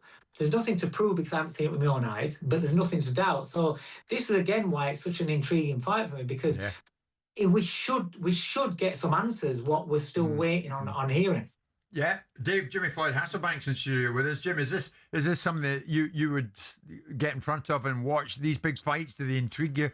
I love the boxing. Yeah. I love the big fights, the Mike Tysons and the AJs and and the Gypsy King, and I do watch it. So the different styles here is key to it, and one wonders how it will go. So Dave, I'll put you right in the spot. How will it go? I can't see Pastor Moses Atuma win. And that's because I do feel that Philip is very easy to hit. I know he's very, very tough, but his skin rips to pieces. So I think if he doesn't get bombed out, and I'm a little bit leaning towards Simon's opinion here, where he could get a little quite early.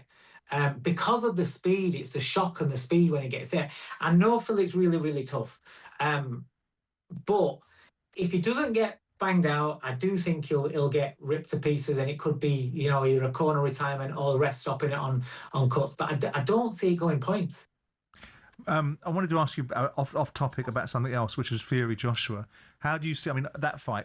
If you're looking at these two fighters, we know that at the back end of their careers, we know this fight's a money fight. But as far as the outcome is concerned, who would you lean towards when the Fury Joshua fight will happen? It'll happen in America. They get a bag of money. But who are you picking to win that fight, Dave? I genuinely just think I think we're at a stage now with whoever lands the first meaningful punch could win this, because I think they're both vulnerable. I don't think Tyson Fury's punch resistance is the same as what it was. I don't think his legs are the same as what they were. AJ offensively still looks very good, but it's when things are coming back his way where he looks as though he falls to pieces.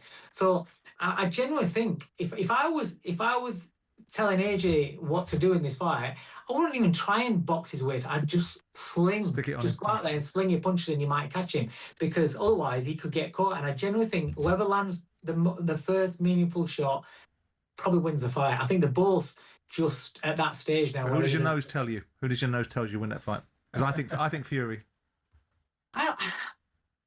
I think if it just goes at it, I think AJ could still pull it off, despite what happened last time. It's one of those times. I think AJ still offensively looks very, very good, and I would lean slightly, ever so slightly, to that. But it won't surprise me if Fury chins him on his way in. I don't see it going long either. I don't think it goes past 5 rounds. Dick Caldwell, always good to speak to you. What do you think, Jim? AJ Fury, once it happens, who are you taking on the night? I know AJ a little bit, so I'm in AJ's camp. Okay. So I hope he does it. Yeah. But it's gonna be a tough fight. It's gonna be absolutely. Dave Caldwell, thank you so much as always. Top boxing trainer, and that was us looking ahead essentially to Toma Hrgović with DAZN. Join DAZN Ultimate for 185 plus fight nights and 12 plus pay-per-views every year, including a Toma Hrgović and Ryan Garcia Conor Benn, all included at no extra cost.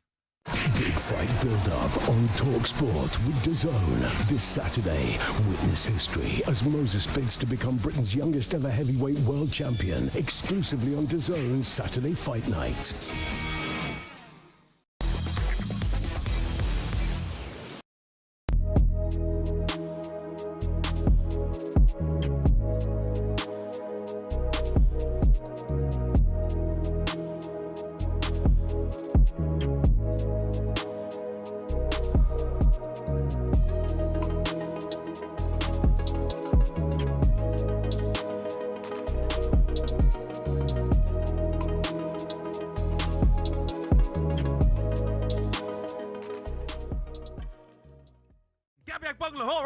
Gabby!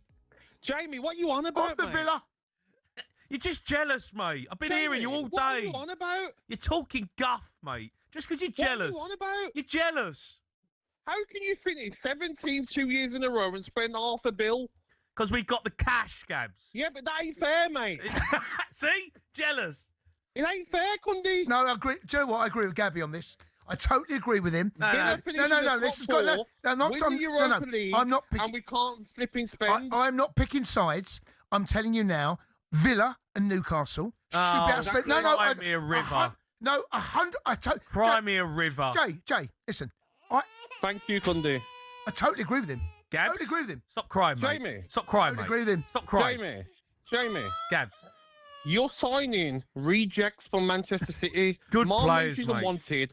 Savino's a reject. Robertson's a reject from Liverpool, not wanted anymore. Conor Gallagher's a reject from Atletico Madrid. Spurs are signing rejects. Hold on a minute. You sold 5 of your best players. All right, you're absolute guff this season. Oh, the rules! Oh, the rules! I thought you was a big club. I thought you was a big club. Well, we are a big club, but the you're rules not, though. don't let us. You're not, though. Because you and your cartel, top 6, you and Cundy, don't want Villa in there. Don't bring me into this. I've got nothing to do with this, Gabby. Mate, keep you out of it.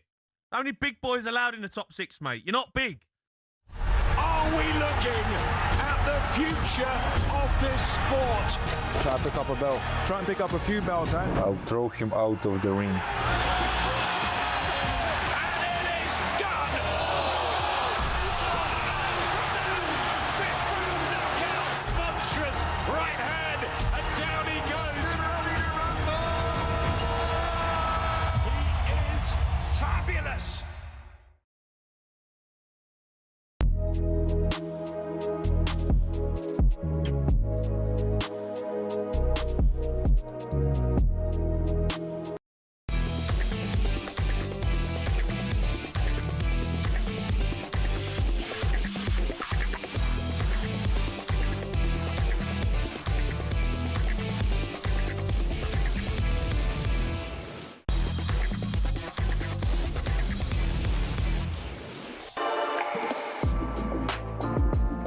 Now then, sick of hearing about the Big Six and their non-stop media drama? Max Scott and Ollie Klink are on hand to provide unfiltered Premier League chat for you. In this week's episode, the boys review a dramatic opening Premier League weekend for the other 14, including Brentford's demolition of Spurs. Were completely sort of dominated by Brentford. Fitness-wise, physicality, wanted it more, were better technically, tactically. You know, everyone talks about De Zerbi's press being impossible to deal with. Well, that wasn't the case whatsoever.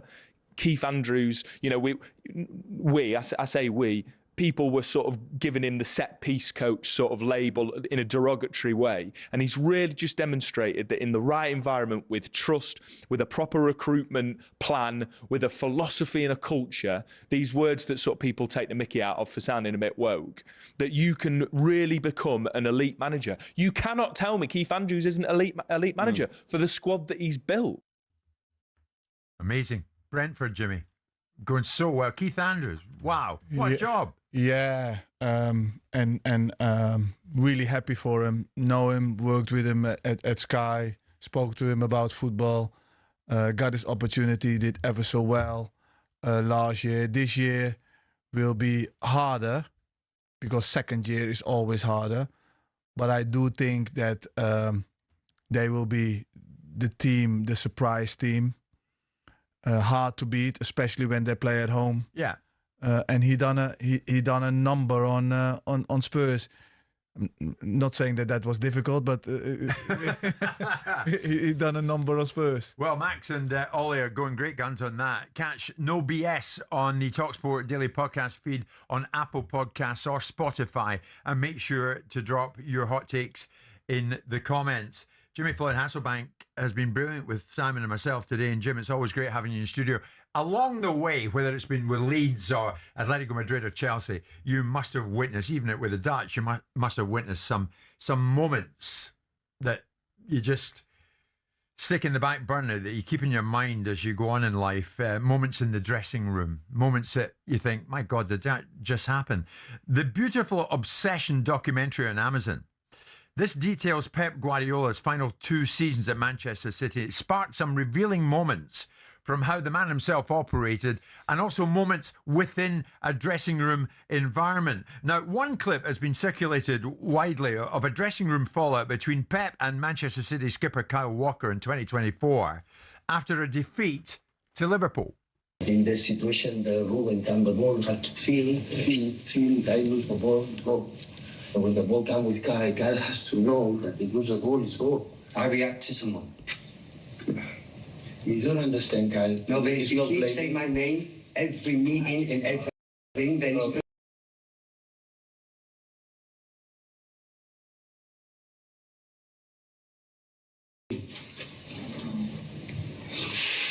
maybe because you're a captain. Okay. Okay, you're going to say to the captain. You didn't want me to say your captain. I say the other one. I said to Josko now.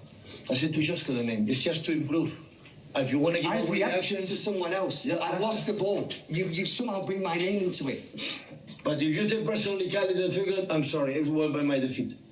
After 9 years together, win what we won, in the good moments and bad moments, is my defeat. Absolutely, more than anything else. If you have a problem, you have to tell me. I want to stay here for the money or just for the factful stay. I want to be, because I said the because I want to be with you. I want to win a fight in that position. I want to feel that I'm living and run away from you. I don't want to have the feeling now. The business for now. I have feeling of like happy. And if you feel captain for that one, that's no problem. Damn it. It's not you to choose the love I have for no 1 second. But I want to fight. That's all. That's all. That is something else, actually. If you watched it on YouTube, you'd see Pep getting very emotional. You could hear it. If you're just listening to talkSPORT, you could hear it in his voice, obviously. A month later, incidentally, Kyle Walker left City and joined AC Milan. What do you make it? Jim, your life has been in dressing rooms. Were you surprised to see Pep kind of disintegrate there and be as emotional as he was? I was surprised more Kyle Walker going against it as much. But then on the other hand, football is emotion, isn't it? And when you're used to winning, when you are at that top and you're used to winning, and you are a winner, and you go through that bad spell that they did, you out of a sudden you are in a whole different world mentally, you know, and that emotion is hard to control. I mean, you know? we witnessed emotion and vulnerability. And you could see that. Yeah, yes, you see vulnerable. Everything. He became very vulnerable, Pep. There, didn't he? And for a manager, and I've never been on that level, not even close. But when you are managing, the moments are sometimes that you really by yourself. You're lonely. It's a lonely. At times, it's a lonely position. And I think that was a lonely moment for him. And have you had anything similar as a manager? A player coming back at you saying, "Why are you always picking on me?" Nothing at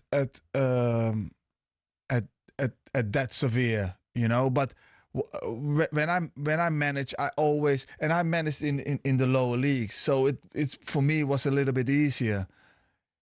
And what I always used to do is never go for the young ones, never go for the players who are earning the less. I was always going, if I go for somebody, I go for somebody that is earning the most or has got more to carry, you know, for the team. Because the others, it's easy. It's too easy. It's easy to go after them. So, a question for me, understanding, because I know what you players are like or were like. The moment you see weakness, you see an opportunity with a manager. It forms a set of thinking. If you were in that dressing room, and your manager, irrespective, because you know what managers, they can lose their reputation in a moment. Yeah. You hear that, and the rest of the dressing room is listening, and they're always listening. They're always wanting to hear the opportunity to see where they can get in between the wall and the wallpaper. What would your reaction have been sitting there listening to Pep Guardiola? What would you have been going through your mind? On his way out, done, finished, not the same manager? Yeah. At that moment when I'm sitting there as a colleague of Walker, I'd be thinking, oof, are you sure? You know? To criticize him. But what about the manager? Not about the player. Sorry, the player's done, right? We know that because that's what you get. But what would you be thinking about your leader, Guardiola, who you have to respond to, who commands and demands your attention and loses it instantaneously in this world that you live in? Displaying frailty. What would you be sat there thinking? Would you be thinking the manager's done? The manager's lost it. Where's he going with this? No, I wouldn't be. I wouldn't. No, I wouldn't be thinking the manager has lost it, because they know him. They know how he can be. Highly strong. Yeah. No, I wouldn't be sitting there thinking weakness. Definitely not from Pepper. Definitely not. It's quite a moment, that, Jim, when you see it. I noticed you were studying the screen here, looking at Guardiola's reaction to Walker as Walker came back at him. Yeah. And to us in the game, we have no idea what a dressing room situation is like. You've lived in them in your career. A little bit. But amazing things happen in dressing rooms. Yeah, a lot of things. And I've seen players criticizing managers in front of things. I've seen Gustavo Poyet doing something with Claudio Ranieri. The next summer he was gone to Spurs. What did he do? Just answer back? Yeah, no. He used to be the translator, because when Ranieri first came, he couldn't speak English, and he could speak Italian and Spanish. And Marcel Desailly didn't want to translate, so he chose Gustavo. But Gustavo was not always playing. So once, when Gustavo was not playing, and Ranieri asked him to translate and stand next to him when he had the team meeting, he said not very nicely, "No, I'm not doing it." He said it with swear words in front of everybody. And that was the end of him? Yeah, that was it. Okay. All right. That was it. My goodness. You hate that kind of emotion, don't you? You don't like seeing emotion in dressing rooms. I don't know if I don't think it's. I think leadership is a lonely position, but that's the role you take on. But I also I don't have a problem with confrontation. Yeah. I think players can do it. There's a time to do it, and sometimes out of confrontation comes a better solution. But it's how you do it. Yeah. And I think sometimes in a healthy dressing room, you can't just have proles. These are leaders. These